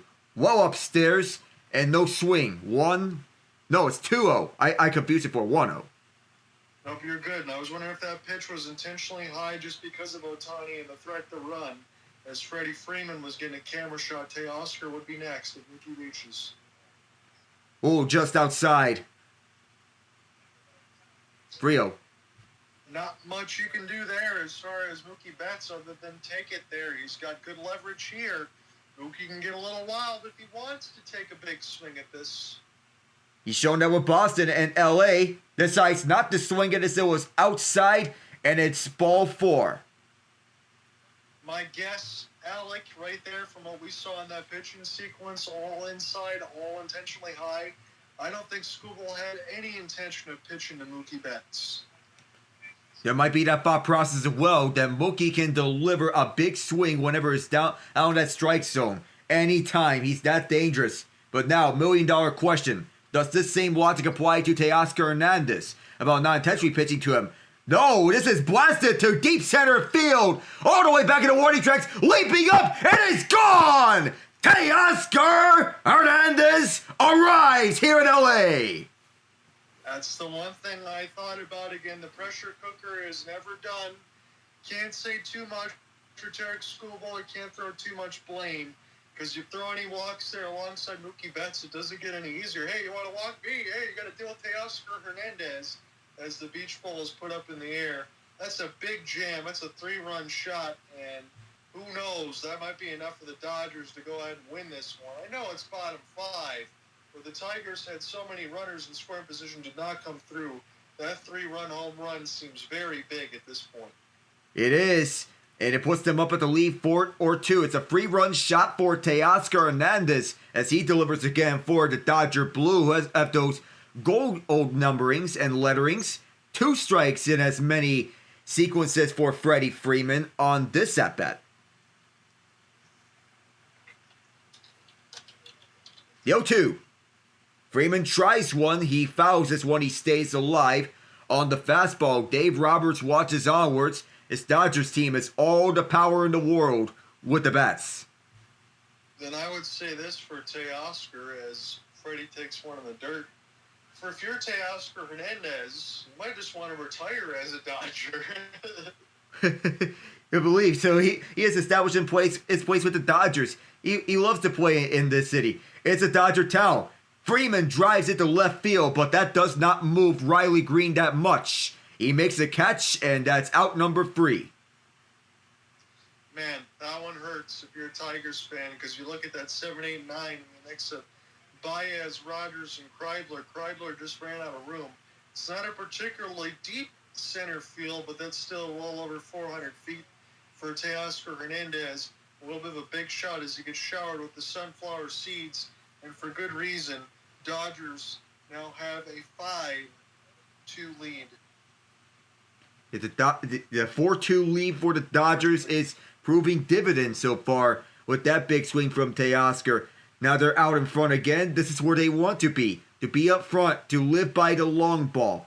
And so far, and looking at March Madness, Alabama is having their way with BYU to start the second half. So they're up by 16, but crazier things have happened before. Let me look at that as far as these scores as well, because I haven't had a chance to follow as much of the tournament as I would have liked to as we look at the board today. Again, as you mentioned, Alabama 63-47. You got Florida, the Gators, up on the Terrapins at halftime, just by 2. It's a 1-4 seed there. You got Arizona and Duke at 9:40, and then Arkansas and Texas Tech. Let me ask you this, Alec, because I haven't been able to follow it as much. Are the Iowa State Cyclones still alive?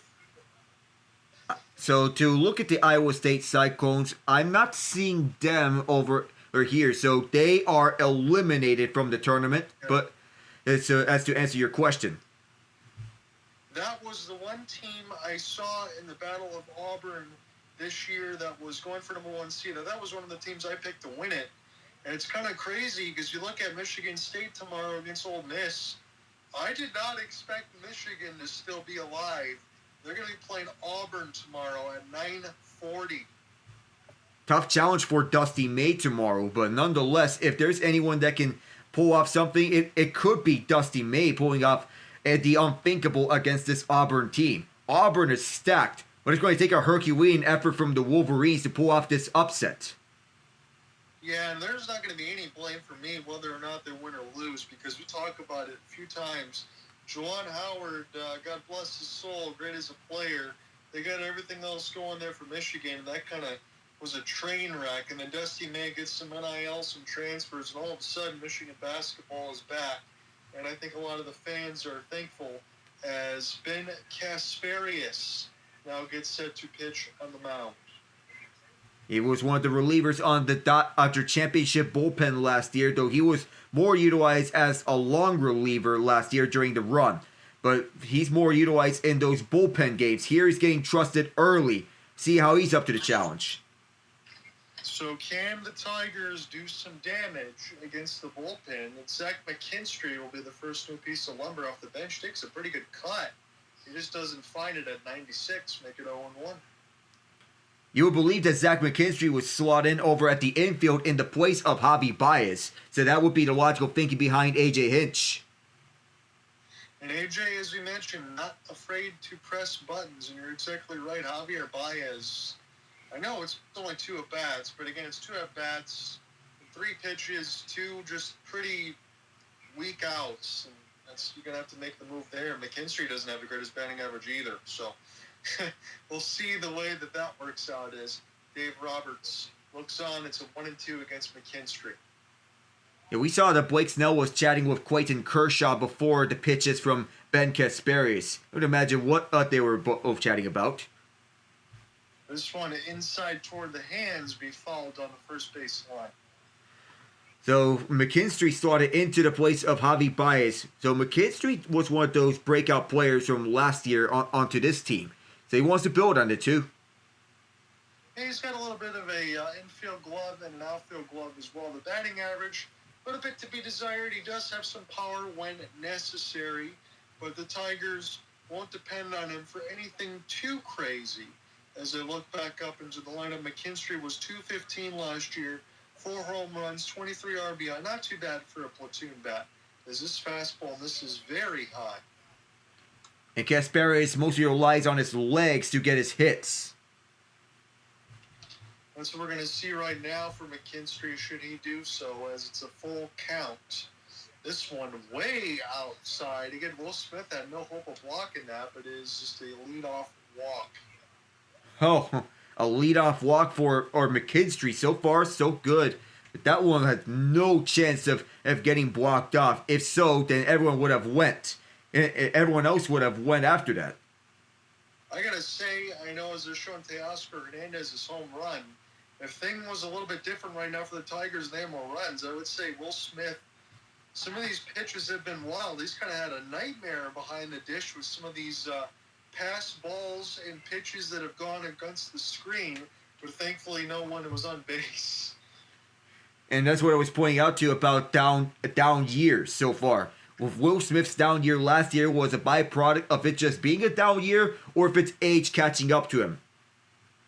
Jake Rogers will loop this one the left field line. And stop me if you heard this before. The Tigers have the first 2 on.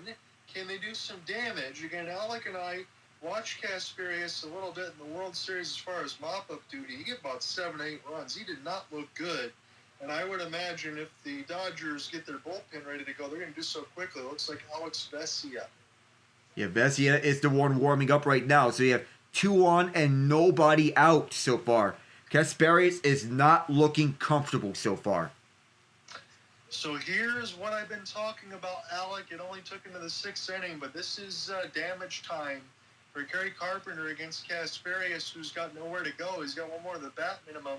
He's got to deal with Kerry Carpenter now. Yeah, Kerry Carpenter into the game. So, and Kasparius, he is a righty. Kasparius is a righty. That's the matchup that AJ Hinch wants. To insert a righty up against, to insert Carpenter up against a righty. That's the ideal matchup going 1-on-1. We've seen some of this stuff last year in the posters. I know the Tigers didn't win against the Guardians, but you do remember that take against Emmanuel Clase to win it. Kerry Carpenter's got some serious power. He can make this a 5-4 game in an instant if Kasparius hangs it. And Carpenter did indeed go for the downs. He missed the curveball. Not a bad idea to go after that ball, but it's such a hard pitch to swing at. But Kerry Carpenter is 805 slugging percentage. Wow. It pitches in the zone. Ahead of Shohei Ohtani and Aaron Judge. That is not a list that is very light, Alec. That is tremendous numbers, but now he's 0-2. Yeah, on the foul ball towards the right, nonetheless. But to be on the list that you are above Ohtani and Judge, that's got to be a good company to be at. Not to mention that you're also above Brent Rooker and Bobby Wood Jr. in that same category. Yeah, absolutely. Carpenter, 96. This is a jam. The third base side. Who wants it? It's Mookie Betts calling off everybody. Well, it was Max Muncy and Mookie Betts both there at the same time. But A.J. Hinch got the matchup that he wanted. But Carpenter didn't get a good swing out of that one against Kasparis. But some redemption for Kasparis. He does put away Carpenter. So that mound meeting was necessary for him to get his confidence back. He then pointed towards the sky to signal that the ball was going towards the left field side, shallow area. So McKinstry walks, Rogers hits a single, and Carpenter pops out. He's going to leave it up to Andy Ibanez. He's still got the leverage here, but he's much better against lefties. Kasparis is a righty. This one will be hand grenaded back in behind as it was a pop out. And we will do it again.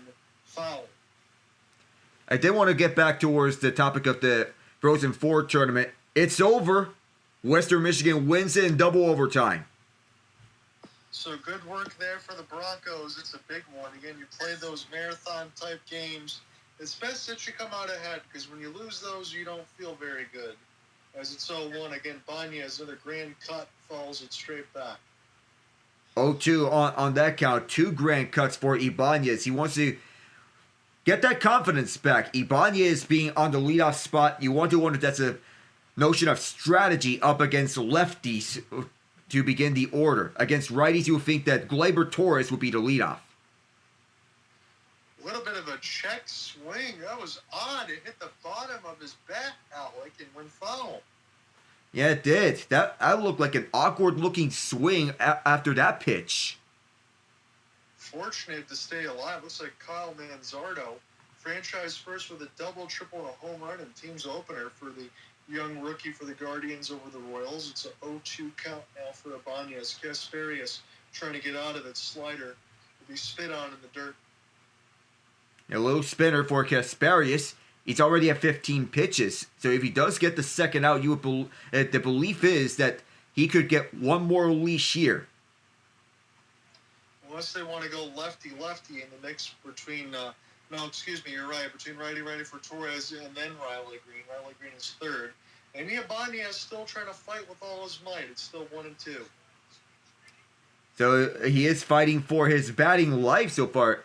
A lot of foul balls to count, so that's to extend the sequence. So far, it's a good batting sequence.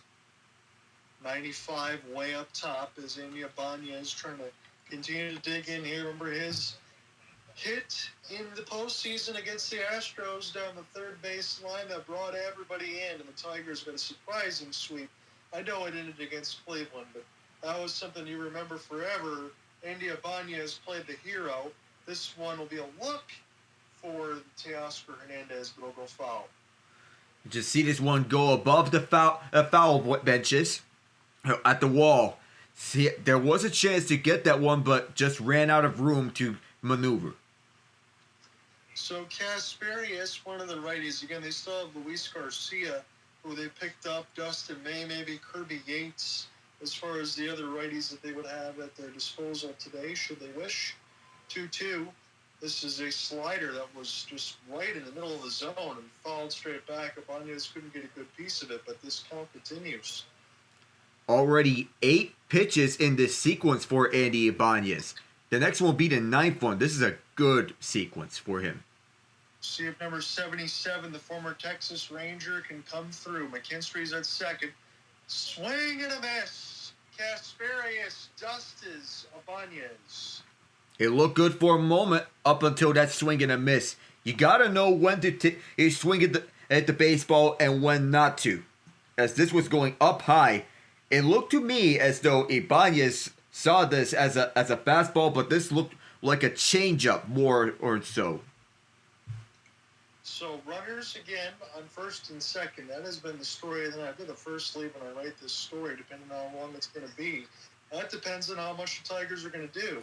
That's a perfect pitch there for Kasperius in the outside corner against Torres in the cutter. Make it 0-1. Torres once again 1 for 3 so far to begin his Tigers tenure. He has a base hit and a run. So far, not bad. No, it's not. Again, that's hopefully for Tigers fans something you can count on for Gleyber Torres. Again, we mentioned they're going to be able to need it throughout this season. I looked at this as far as the repeat question. I know it's opening day, but do you think the Dodgers are the favorite to repeat? Both the votes right now have said yes, as this is followed straight back. And Alec, I don't even want to look at this, but I'm going to say it. Tigers 0 for 11 with runners in scoring position and a sac fly. That's got to change here for the Tigers to get runners driving home. And it starts with Gleyber Torres here. 1-2. Kasperius trying to get out of the mini jam. Gleyber Torres somehow got a piece of the slider way down low, and we'll do it again. That'll be Kasperius' 25th pitch. And say Torres hits this one, you would believe that it's on to the next reliever for the Dodgers. You put Vezia in and then get Kasperius out of here. Absolutely, Alec. This is going to be his last batter, I would have to imagine. Gleyber Torres will follow down the third base line. He continues to stay alive. Both Ibanez and Torres have had long at-bats. And up next, if Torres reaches, comes Riley Green. 324 batting average over the final 35 games last season, which was the third highest in the AL in that span. See if he can cue into that now. Tigers need it. This one is right at third. Freddie get the toss over from Muncy. Right to Mookie Betts, steps in the bag, and Kasperius does his job. Tigers threaten, do not score. That's been the line of the night. It's Edmonds, Smith, and Muncy next. So if I'm the Tigers, you'll need to get the most out of Skubal in this 6th inning. Make sure that he shuts down the middle of this Dodgers batting order because you cannot give any inch here. No, you can't, Alec, and I'll have to say it like this. It might be Skubal's last inning. As much as we want to say that this could be a game in which he goes at least 6, maybe 7, the 6th inning could be his last one. We imagine if there's a possibility if he can go to 7, but that's not looking likely anymore, even though he had a strong outing. No, not where the score is right now. And again, the only really blemish was the Teoscar Hernandez 3-run jam. But I can't, and I know you won't either, from the story that we've been able to call today. It really is more along the lines of the Tigers not coming through in scoring position more so than anything else. Make it 0 for 12 now after that Gleyber Torres at bat. I mean, we've had 4 separate times in this game so far, and we're only at the bottom of the 6th, where the Tigers at least had runners on first and second or second and third. There are multiple times in which that happened, and they've all been left out to dry. That doesn't look so good. No, it doesn't. And again, we talk about as far as the schedule. You're going to have to go to T-Mobile Park to play Seattle. Whether or not, we know we talk about the struggles of their offense. It's still Logan Gilbert, George Kirby, Ryan Wu. They got one heck of a pitching staff. Luis Castillo.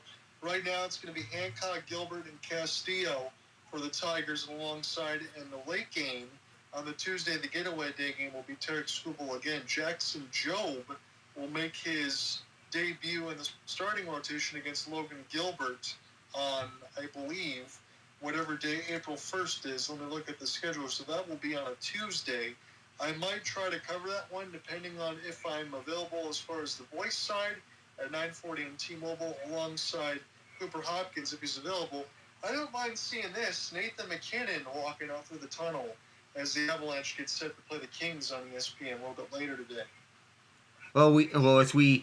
And speaking of Wayne Gretzky records, as Ovechkin chases the famous Gretzky record, another Gretzky record been broken officially. Congratulations, Sidney Crosby, on his 20th point per game season, passing Wayne Gretzky for the most all time. That's awesome, though. I'm happy for Sidney Crosby, and I can say that in the diehard rival between Detroit and Pittsburgh, I have nothing, and I wish nothing but the best for him and Pittsburgh and everybody else. That's pretty cool to hear. Yeah, very cool to hear about the streak being the record being broken. Not the streak, the record being broken. So it's not Skubal, John Brebbia being onto the mound for the Tigers. So John Brebbia immediately right down to third base side. One pitch, one out. So again, that's why Alec and I were throwing it out there. And this is not a surprise. Again, we mentioned between opening night, anything else opening day, these starting pitchers do not have the longest leashes yet because they're still working on their arms. So they're going to go ahead and save Tarik Skubal for the rest of this. And you know what, Alec, is we know this very well. Tigers' bullpen is pretty darn good. So if they can keep things close enough, Tigers might still have a chance if they can come through with the bats. It not really a designated closer, but they are utilizing Tyler Holton as a de facto closer if they need that situation. Tyler Holton is the guy that does everything for the Tigers. He was starting in openers, he was closing, it was middle relief, it was at the end. Like we mentioned, AJ Hinch is just the master scientist of whatever buttons he wants to press. And I know the roster construction, you can talk about that alongside with Chris Silich. But as Brebbia gets the punch out there, that was a beautiful pitch. As he's got 5 pitches and 2 outs. If it wasn't for AJ Hinch and the rest of these Tigers the way that they did last year, they probably weren't even going to make the postseason. Yeah, AJ Hinch is the mastermind behind this operation in Detroit. Say what you will about this cheating scandal in Houston, but he is a man of his word, and he knows how to... Oh my goodness, what is that call? What is that call? We've been seeing some ones that are starting to get a little crazy. I imagine these umps have some dinner plans. I mean, if they do have dinner plans, do we blame them? It's getting close to the nighttime in Los Angeles, and they want to probably get out of the stadium as soon as possible. Yeah, I think for the LA side, if I remember correctly, it's about to turn 6 p.m. over there, a 3-hour time difference from where we are on the East Coast for me, as Muncy waiting on the 1-2. But it looks like Brebbia, he might be able to get 3 outs on 9 pitches. We'll see if he can do so right here. It'll be a nice sight to see for John Brebbia, the first reliever off the bullpen. Well, not that time around. Hey, if you're not gonna call that one, Alec, where did that one miss? That was awfully close.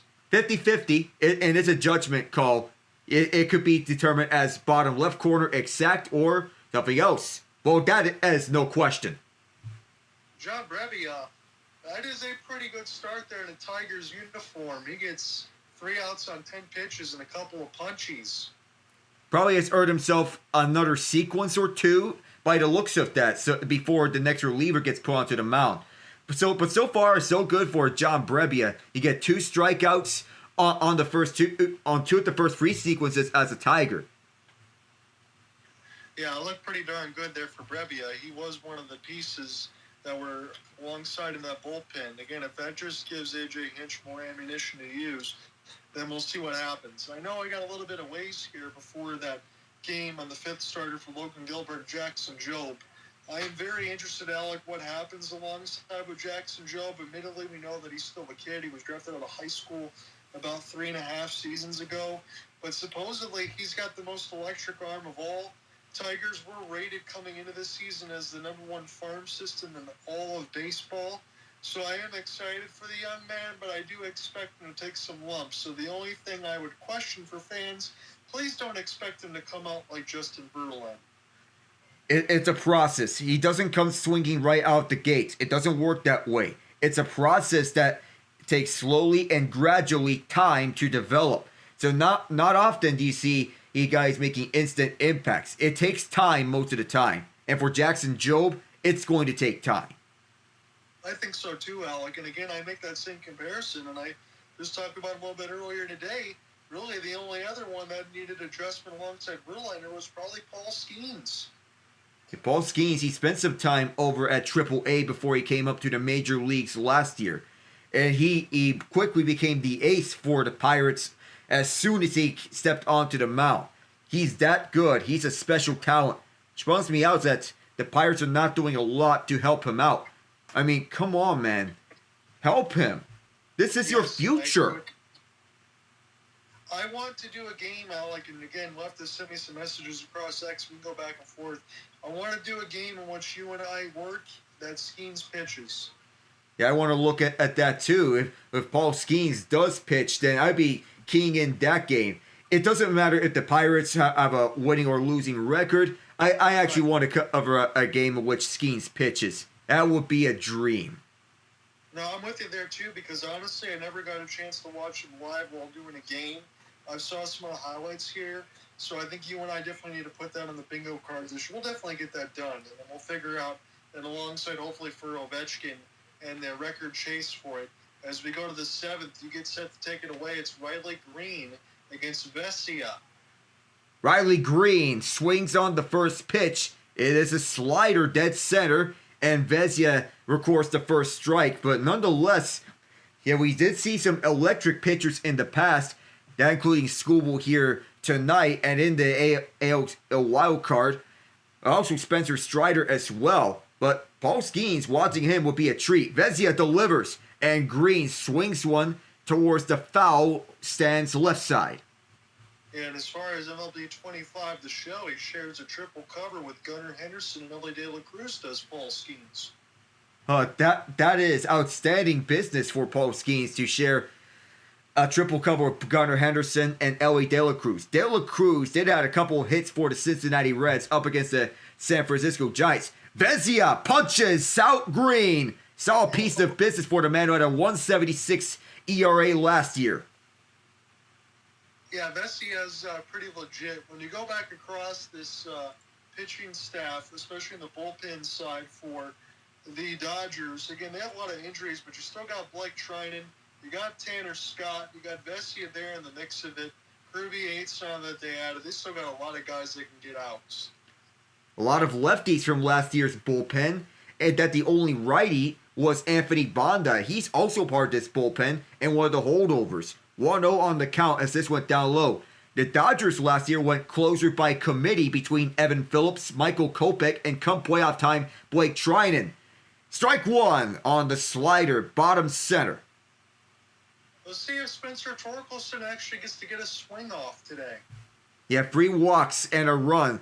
You'll wonder if Torkelson will finally get the swing that he's been looking for. 3 walks is something that's not heard about a lot. Torkelson does swing, but this is a foul tip backwards. Yeah, regardless of what does happen with Torque throughout the year, I know the fans get frustrated because you got a number 1 pick and you want those to hit. He'll take the 3-walk day. I think that's going to get him a lot of bonus points alongside the clubhouse. And nights like that will keep him up here. It will. It's part of this core. You wonder how long the leash is going to be for the former number 1 pick. Torkelson delivers one deep left field. So long! The Tigers are within 1. I don't mean to jump all over there, Alec. I'm just so happy for Spencer Torkelson. What a day for the young man. 3 walks and then a take. You can't do any better. That's got to get the confidence back up for the youngster and AJ Hinch to have him keep onto this roster. That's a confidence booster for Torkelson. Alec, that was not a cheapie. That's 423 feet to left field. Outstanding. It's headed towards the bullpen as well. That was a missile from Torkelson. Emmanuel Margot is having himself a day. Judgment call. And I think you can get away with that if it's a few inches outside. Yeah, I guess if you're the Tigers order and AJ Hinch, you don't really mess with 4 and 5, do you, as far as tomorrow? Because they've been carrying Torkelson and Margot. Margot, he does get a swing onto this ball towards the right side, but it's 0-2 to count. But what a day for Torkelson. 3 walks, and you have the home run that gets the Tigers within 1. Yeah, the Tigers, they are not doing that good with runners in scoring position, but that one has to get them back in some semblance of an order. And if Margot can deliver here, even better. He swings at it, but it is nothing. It's foul. And you're absolutely right, Alec. And I keep going back on as far as Torkelson. I mean, you're looking at the eye. There's some of the stuff that he wants to maybe not swing at as much as maybe the adjustment, but you don't just hit a ball 430-some feet. I mean, that's some serious power. A lot of power on that bat. And for a guy that usually relies on runs, not often do you see that. The first home run of the Tigers season to Torkelson. 1-2 for Margot as he takes one downstairs. As we have a fired up Tigers bench at the dugout. 1-2 to Margot. Margot fouls one on a tap backwards. He'll stay alive. I gotta say, regardless of whatever happens today between Torkelson and Margot, they've been very, very good. If the rest of this team can maybe find something with runners in scoring position and the Tigers bullpen continues to do what they can do, maybe the Tigers can find a way to get this victory, but it's still 4-3. They found ways multiple times last year. And Margot punches out. Vezia does the job, gets the second strikeout.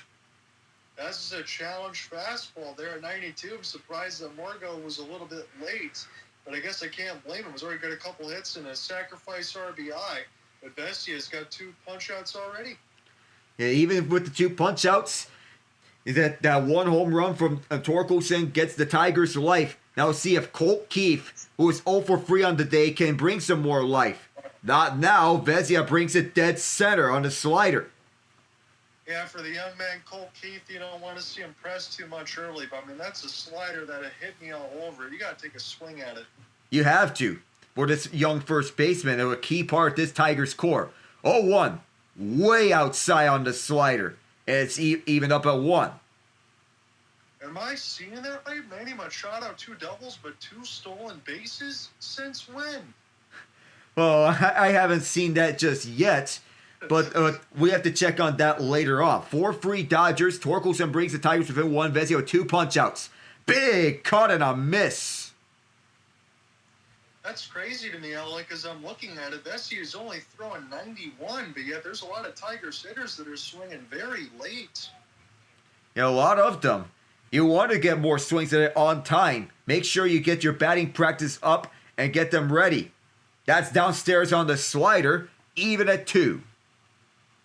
So curveball nowhere near the zone. Colt Keith 0 for 3. He was one of the guys called up early last year as far as his bat. Not so much defensively.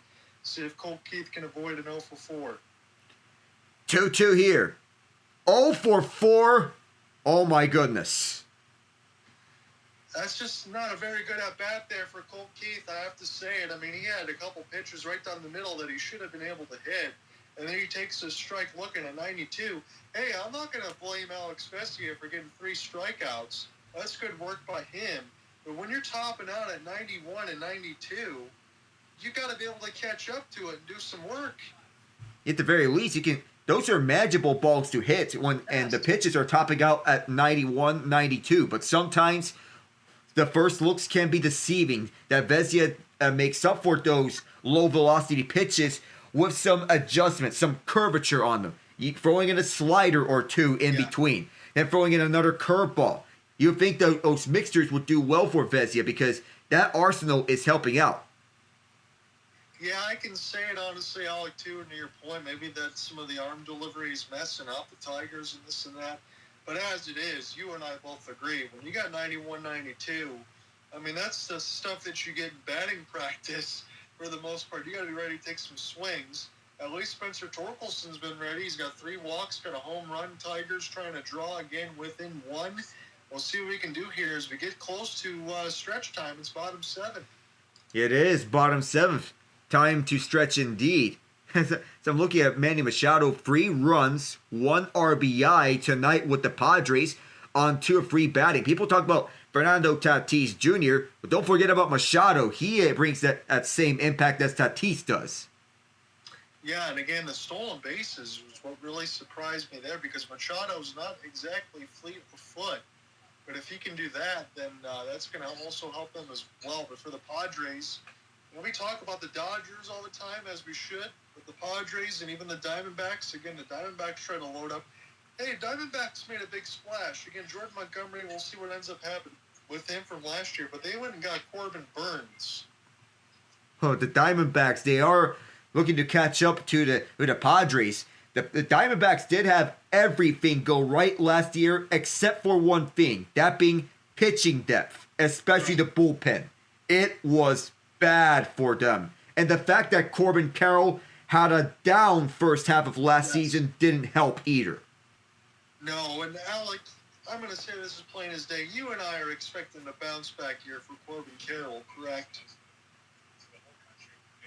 Yeah, a bounce back year for Corbin Carroll in year number 3. And when as a leadoff hitter, he would be expected to deliver. So you see the Dodgers getting interviewed one by one from the MLB on ESPN crew. Big swing and a miss for Andy Pages, who was already 0 for 2. But guess who is up on deck? There's Shohei Ohtani getting a look at the camera shots now. Brian Hanafy is the new pitcher for the Tigers. Hanafy, another reliever for Detroit. So the Tigers are already using the relievers that are already in their arsenal. And Rojas swings on this one. It's actually Miguel Rojas. I read that one wrong. I thought it was Pages at first. I guess I was one off on the order. But Hanafy, 184 ERA last year in 21 games played. So that's what the Tigers brought him in for. Pitching support. Those underrated moves that can help out a bullpen. Not only of Hanafy, but also you think of Tommy Kahnle, who comes to mind. The change-up god. That streak of consecutive changes thrown. And here's Rojas. Grounds one to second, and he is put away by Glaber.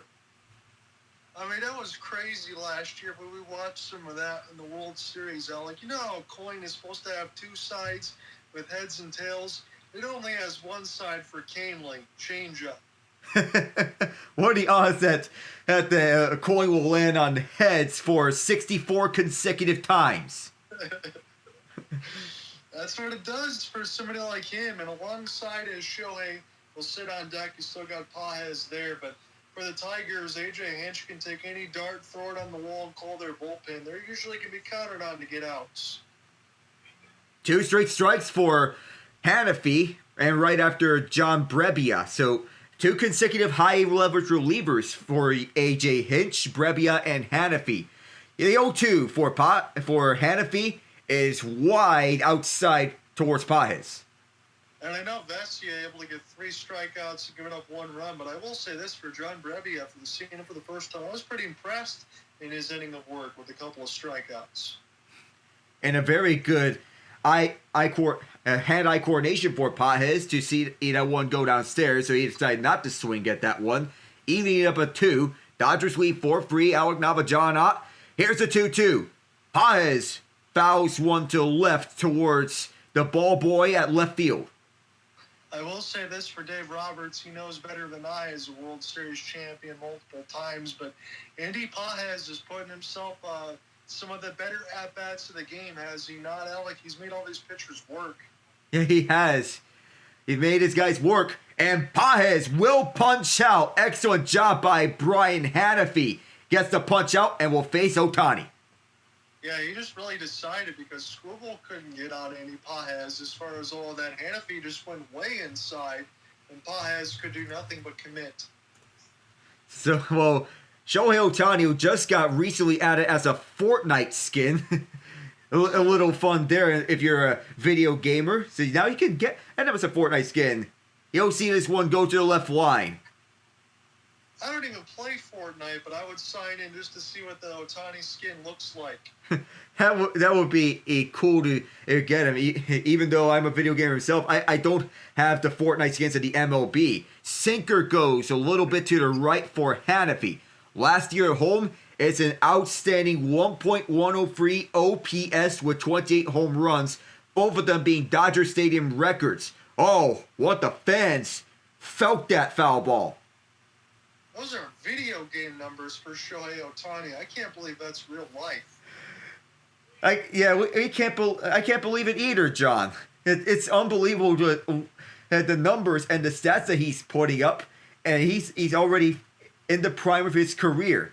That's how amazing he is. Best player in the league, and even when he's not pitching, as he takes ball 2, even when he's not pitching, he's just as dangerous on the bat. It's very rare that you have someone who can pitch at an elite level and bat at an elite level nowadays. 2-2. Downstairs, so it's a full count. Yeah, any dreams that you have being a collegiate player, a young standout being a two-way, you just can't imagine how hard it is to pitch at an elite level and bat at an elite level. As you said, it's pretty much impossible, but he makes it look easy. Payout pitch for Ohtani. Ohtani delivers one towards left field, backing up his green. Goodbye! It's showtime! Are you not entertained with Showtime? You got Hanks, you got Magic Johnson, you got all these other celebrities there. Alec, I mean, you and I do a game, get a chance to watch Shohei Ohtani. We've seen him a ton of times now. Pretty much every game we expect him to go deep, do we not?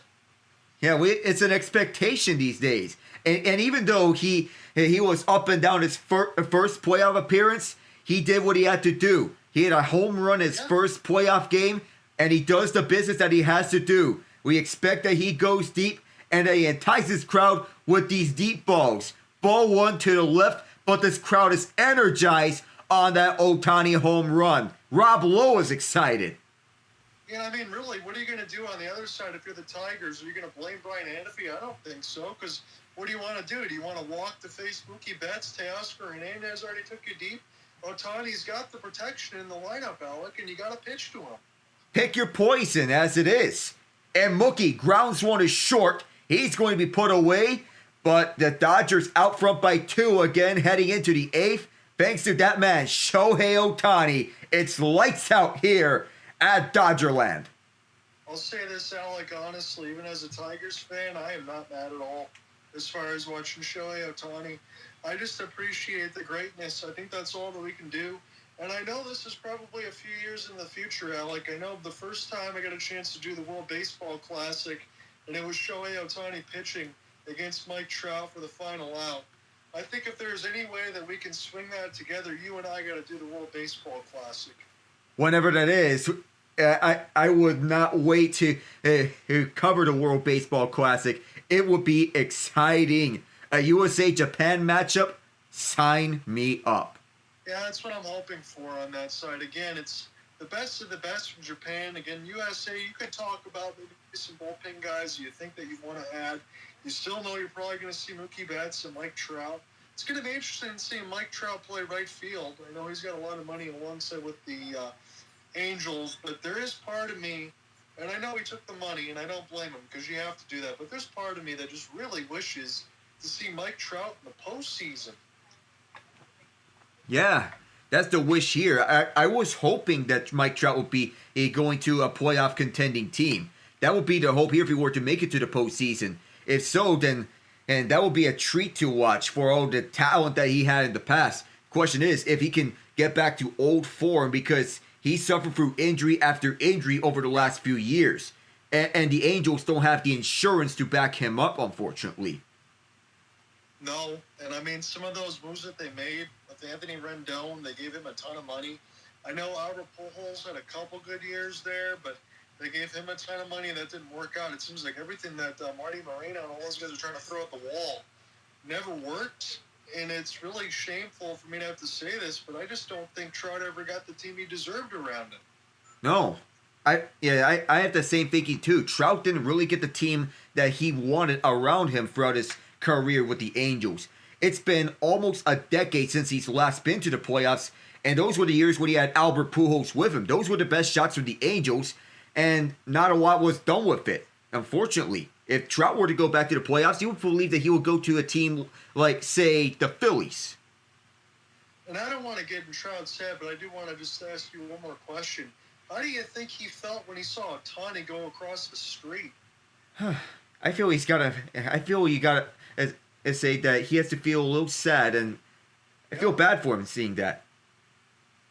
So Zach McKinstry, again, he was the lift for Baez, as Alec mentioned a couple innings ago. McKinstry, Rogers, and Kreidler. Kreidler had an A-plus catch earlier in this game, and then about an inning ago, he just ran out of space at the wall for Teoscar Hernandez.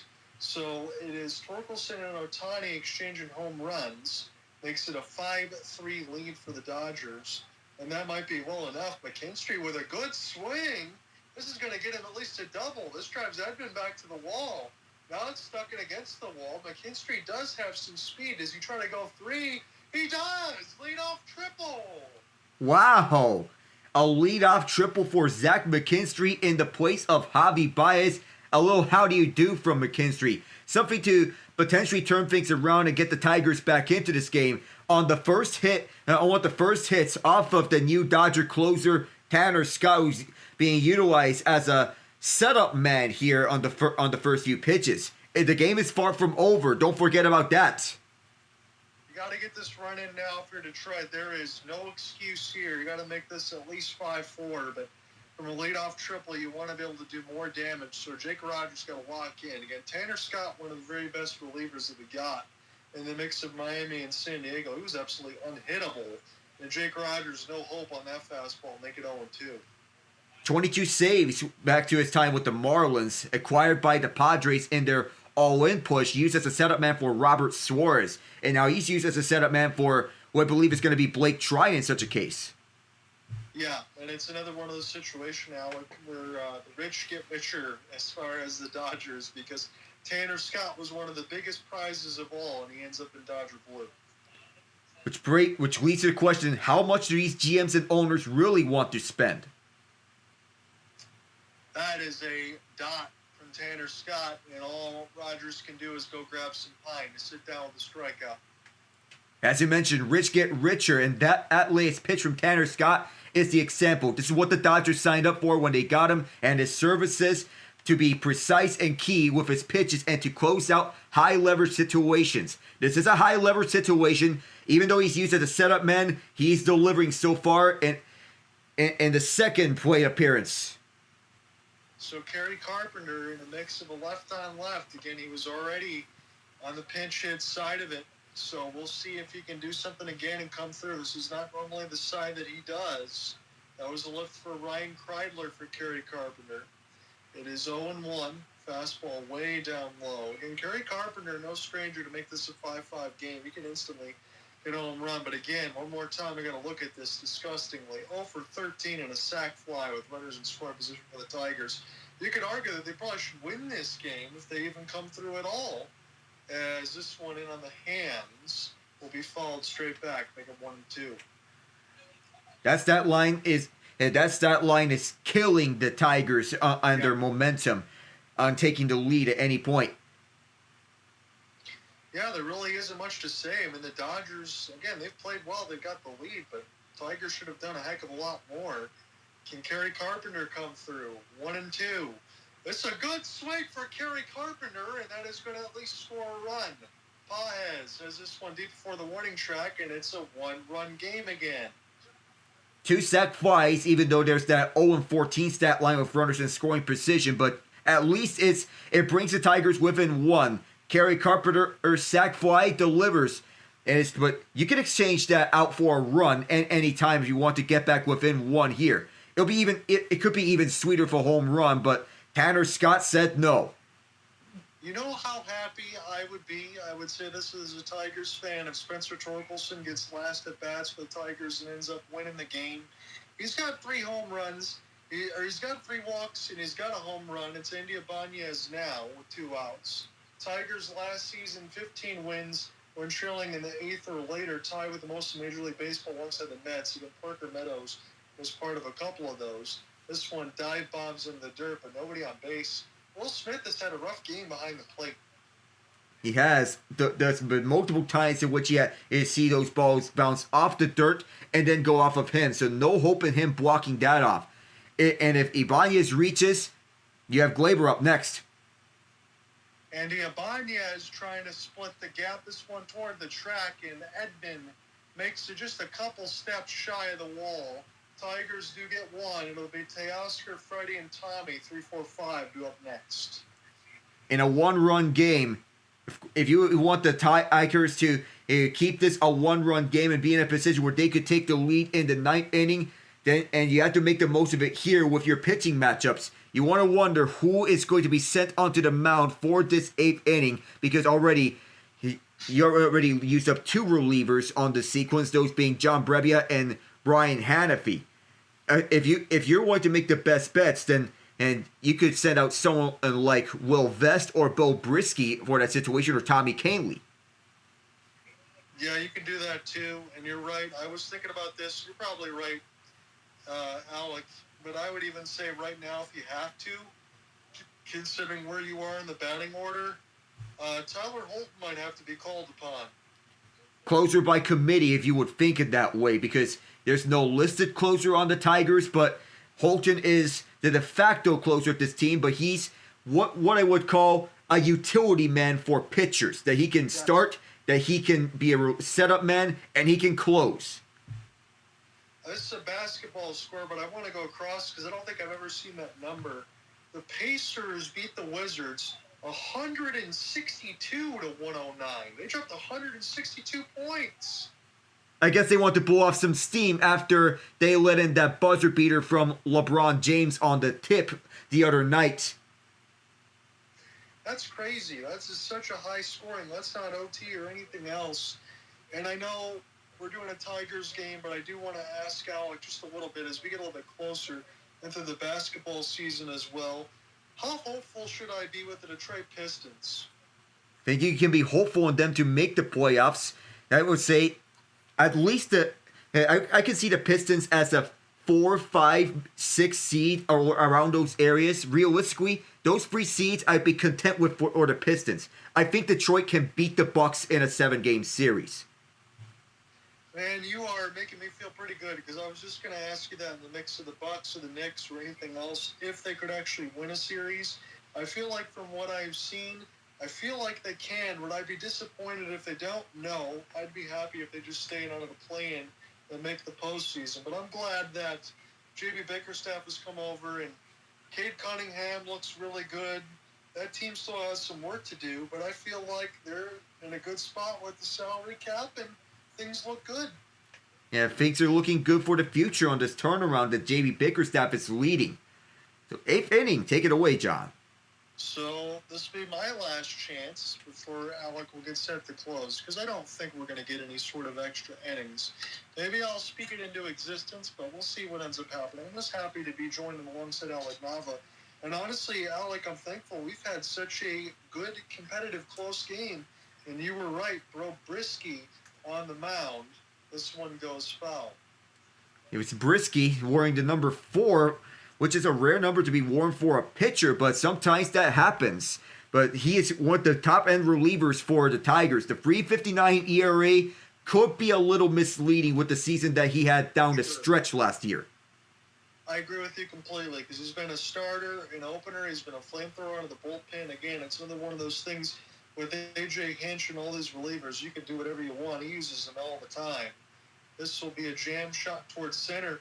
A little bit of trouble with it, though, is McKinstry, but Hernandez not the most fleet of foot. It's 1 up, 1 down. Good work by McKinstry in picking that one up. He almost bobbled that one, but nonetheless does a good job sticking with this ball and then making the throw all the way to first base to put away Teoscar. Teoscar is not really the fastest runner on the field, but nonetheless he saw it in his own business when hitting the long balls. You have Skubal with a new watch that says 18 wins, 2.39 ERA, 228 strikeouts, pitching triple crown. And I like that on the other side of the etch it says, thanks, Jake Rogers, as far as being the framer there alongside Tarik Skubal. So, pretty good shout out there. This is a pitch right down the middle for Freddie Freeman, but Bo Brisky going to live on in a 1-1 count. I don't blame Freddie for taking a swing at that. You got to take swings over the center of the area. But that was a little too late on the swing, but he had the right idea. I'm just hoping, as far as a Tigers fan, that I don't see Freddie Freeman awaken. It is still early in the year because anything that he showed you in the World Series in the postseason, anytime Freddie Freeman stepped up to the dish, he was a threat to score runs. Wait, you mean World Series mode Freddie Freeman? I mean, that's anything. If I see a video game easy mode, that's a disjustice to the video game. I mean, this guy was a freak. A severe injustice to video game. He's a cheat code. So 3-1, Freddie Freeman takes a grand cut. He would have been able to walk, but now it's a full count. He won golfing that time. And sometimes, and I said, you have to take on the pitches that are coming towards your direction, towards the strike zone. But sometimes you have to know when not to swing at it, unless you find a pitch that he liked. Freddie thought that he liked that one, but he got fooled out. Well, Brisky, 95. Freeman gets underneath it. Riley Green will call everybody off. Oh, no, excuse me. That's Kerry Carpenter on the left field side. So Riley switched over probably toward center. And Freddie Freeman, Canaccord in the left field. Yeah, Kerry Carpenter's at left field now. Riley Green's at center. You got that right. So Carpenter did call off everyone at the left field side to put away Freddie. And now, fifth man in the order, Tommy Edman up against Bo Brisky. This is going to be the interesting battle. Try to keep this as quiet as you can for Bo Brisky. Make sure to keep the scoreline where it is. Give the Tigers a shot. 89 swings right through the changeup. Make it 0-1. The former St. Louis Cardinal with a good piece of business last season with the .237 batting average, 6 home runs. He does have a solo home run, but he's been turning up the home runs ever since he got to L.A. Good change up there for Brisky. On the inside block, make it 0-2. So Edman, he can use his legs when he's on the base paths, and that is if he does get a hit here. We have a timeout used by the Dodgers on this sequence. As you said, Alec, Blake Trinan gets set for the closing duties. He get big righty here, and it's no surprise that I would expect Trinan to be the closer after Tanner Scott was used up in the 8th inning. Perfect pitch for Brisky, gets the job done, and the Tigers now try to go to the top 9, see what they can do. Gleyber Torres, Green, and Torkelson, the man of the hour. Torkelson has been going strong with those free walks and the home run. If he does get the Tigers in front or even win this game for the Tigers, I guess everyone in Detroit who has been ripping him after he picked first overall and not living up to the hype, everyone who picked on him, this could be the start. And if he does deliver these types of performances later on for the season on a consistent basis, I guess it's time for apology letters. Yeah, and I would be the first one to issue it, though I've never really bagged on him. Again, I've always tried to be fair. I don't like bagging up players, but it is tough when you got the expectations of being a number one. They want you to be Mike Trout right out of the gate. They want you to be Bryce Harper. It doesn't work that way. It's really hard to figure out stuff in the major leagues. You get sent down, sent up, do all that. You know nobody tries to work harder than somebody like that, and I would be happy to see the Torkelson revenge tour, so I hope he takes it to heart.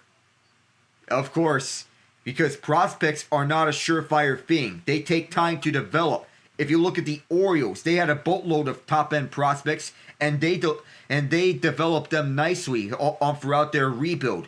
Adley Rutschman, Gunnar Henderson, Colton Cowser, to name the 3 most prominent prospects that were on their poll that became MLB regulars now.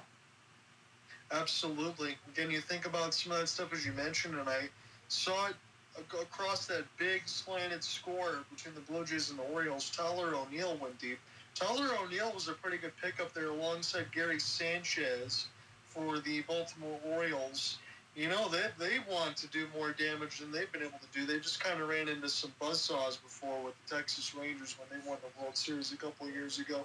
Orioles haven't gotten what they wanted to get done. They lost Corbin Burns, but still a very good team that wants to do damage. Yeah, they got Zach Eflin at last year's deadline, but you'd imagine that they would pick up an ace pitcher by this year's trade deadline if they can go on with this momentum. They're a good team. You want to wonder if they can take that next step. A 12-2 win over the Blue Jays. Wow, talk about a statement. Yeah, because the Red Sox, one of the best run-scoring teams. The Yankees have been really good. The AL East is loaded. Hey, the AL East, we talk about the NL West between the Padres, Dodgers, and Diamondbacks. AL East and NL West are not too fun to deal with. Not to mention that NL East has the Phillies, Mets, and Braves. Big cut. And it's one strike here as Blake Trinan gets the first save. 193 ERA. He had 3 saves throughout last year's postseason and had that 21 pitch sequence in the 8th inning. And is batted over to right center, right by second base. And already, Gleyber Torres with his own save words.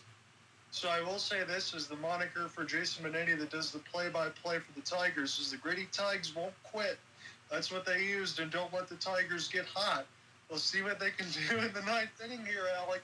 Maybe, just maybe, find a way, as that was just through the dive of the infield for Gleyber Torres. Yeah, right by Miguel Rojas and onto first base for Gleyber Torres. That was huge for them.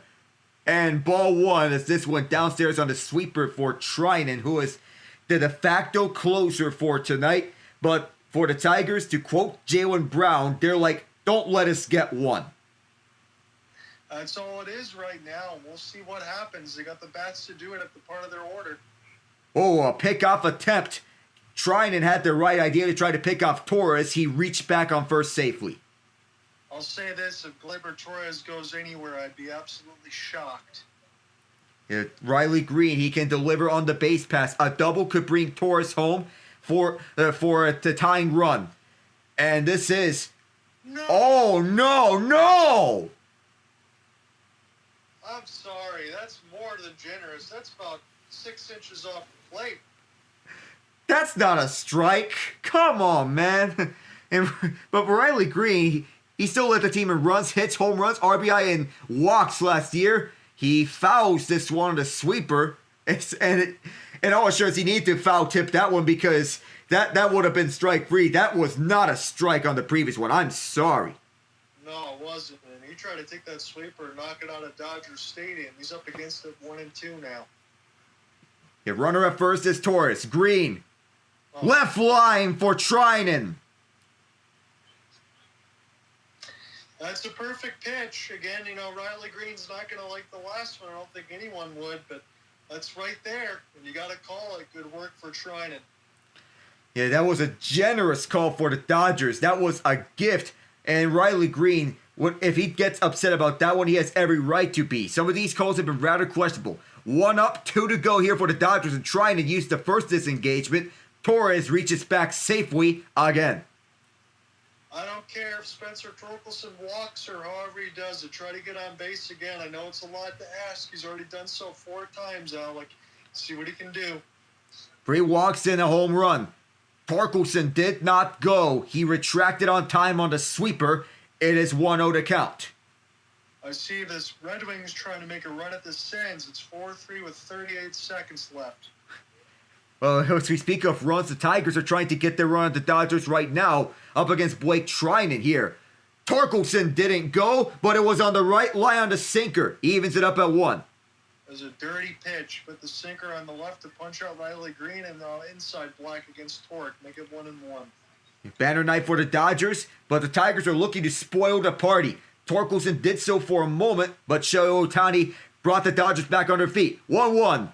Torkelson fouls this one up high and behind. 1-2. I gotta tell you, Alec, I'm loving the swings today from Tarik. Looked like he wanted to be right on that sweeper. It's hard to go ahead and get a pitch that's moving that much. It's now 1-2 as he digs back in. And 9 pitches into the night for Trinan as he looks at first. Does he use that second disengagement here? No, he won't. And Torkelson sees this one go very wide. It's 2-2. This time I can say it. It was a very good block there alongside for Will Smith. You don't want to give Gleyber Torres another 90 feet.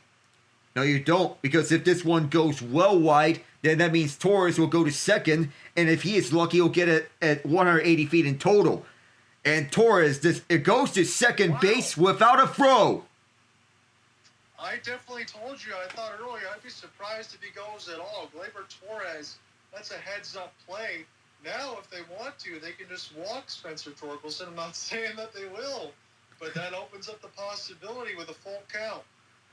So it leads to the payoff. Now comes that dreaded 0-for streak with the runners in scoring position. Torres is going to try again. And Torkelson fouls, so Torres is going to have to stay put at second.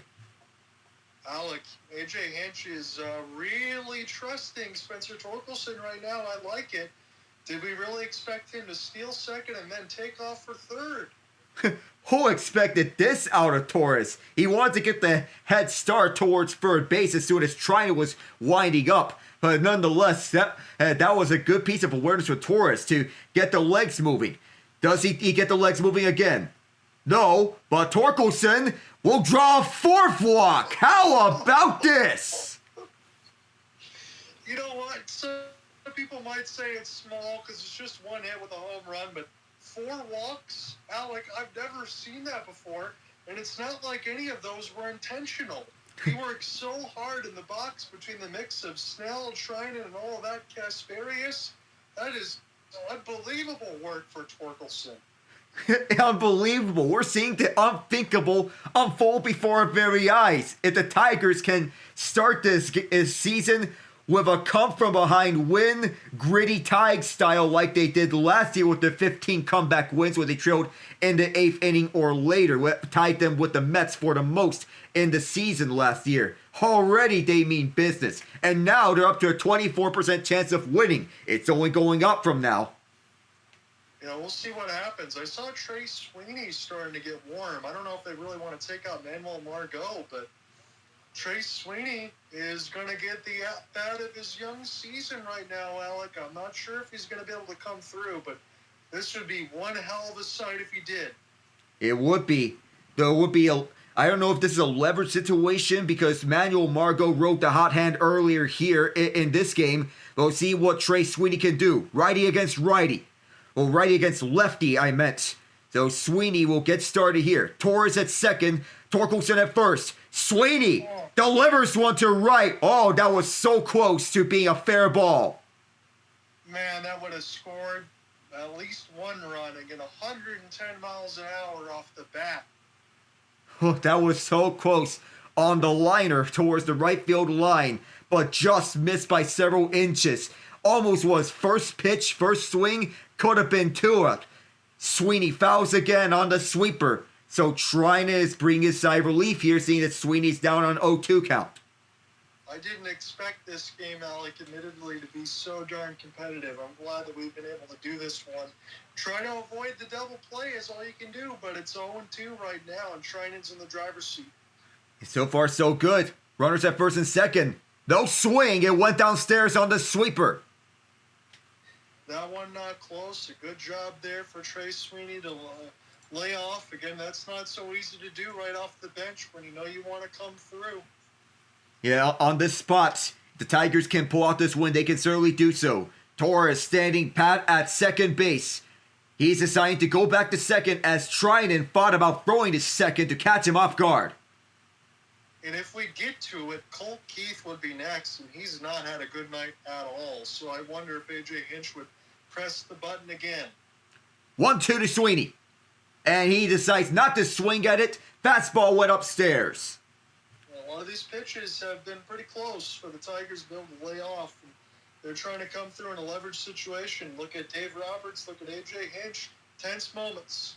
At 2-2, and Trinan, who was just coming off the biggest gamble of his life in the World Series, swing and a miss. 2 down, 1 to go for the Dodgers.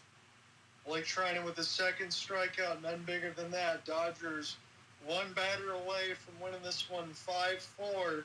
And if they do so, it'll be the story of the night. Tigers just can't come through with runners in scoring position. They had a chance to win this game outright, and they still do. But that's what's really going to hurt them tonight if they don't come through. And it all comes down to the bat of Colt Keith, unless if A.J. Hinch pulls him in favor of a batter with a bigger leverage spot.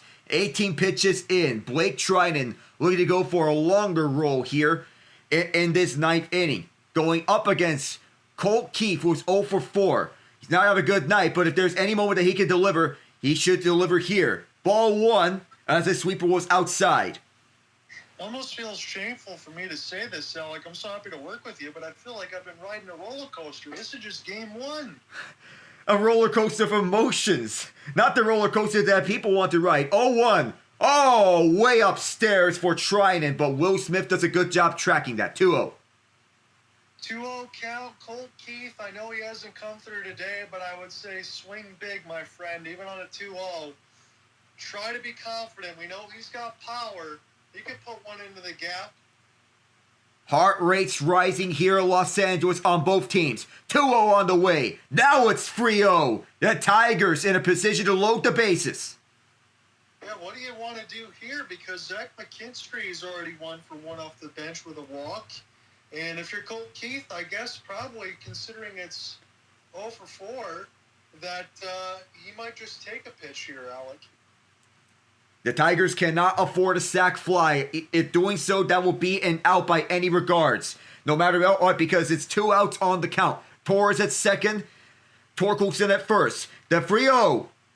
Trinan finds some stride. Strike 1 inside.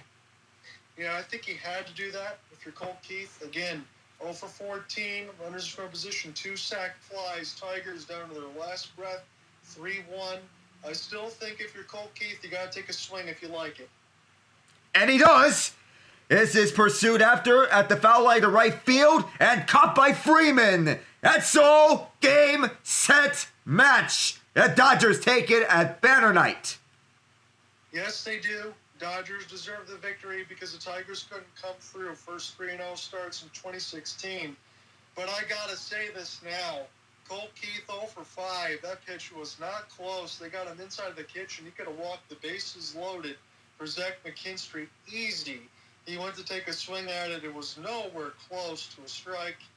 And the Tigers, I know it's one game. It's kind of almost the same moniker as Ian just mentioned with his team. Feel like they should have had this one tonight. Yeah, there was a general feeling there because the running support was there. The run support was all throughout the lineup. Spencer Torkelson was having the best game of his life, you could argue. And it's just opening night. Blake trying and finding redemption at the end, but the Dodgers, they pulled through with the home runs. You could say the Tigers, they were, in a way, the better team in this game, but you cannot just leave runners stranded on bases when you're in scoring position. I'm sorry, but you can't just do that when you're in a situation where you can pull up in front at any point. Yeah, you're right. Runners are first and second and third. The grand total is this. Avert your eyes. You might need a Q-tip. 0 for 15 runners in scoring position. 11 men left on base. That's the story of the game there for the Tigers. They could not come through when it mattered. At least we saw Shohei Ohtani, 2 for 4. He went yard. He's got a 4.17 average on the young year. But I will take the positive alongside for Tommy Edman and Ohtani. They've come through. Torkelson didn't have a bad outing. It was 6 hits, 4 and on 5 innings. Blake Snell does get the win. But I will take the positive as far as Spencer Torkelson. 1 tank, 4 walks. Manuel Margot, 2 out of 3 and a sac fly. He looked pretty good. And I think the Tigers do have some stuff to build on because when you go 0 for 15 with runners in square position, you literally can't do worse. Well, not too shabby for the Tigers. It's only up from here. Just got to improve with the runners in scoring position. Perhaps in Game 2, that would be a better showing for the runners in scoring position of this series. And before I let you go, because I know it's been a long night, I appreciate you joining me on this broadcast, but any idea what you think Jack Flaherty might do tomorrow against his former team? This is a wild card to me because I don't know what to expect from Jack Flaherty. At times when he looks at his best and delivers lights out performances. Other times, best not talk about them. Yeah, I agree with you there. It could be hit and miss. This was a fun one. So I know, again, I'll be gone this weekend up in Muskegon because I got to cover the Sharks in the finals. But it's this weekend away, next weekend at home. So maybe games 1 and 2 in the best of 5, I'll be gone. We'll see what happens on Saturday and Sunday. I'll try to be in touch with you really quickly because I want to try to lock in any sort of baseball games or whatever we can do for the NHL before we get to the postseason push because I'm looking forward to that and I want to work with you more. Oh, yeah. Yeah, I will be looking forward to those as well. Have fun on your assignment, John. All right, we'll talk soon, my friend. You have a good one. You too.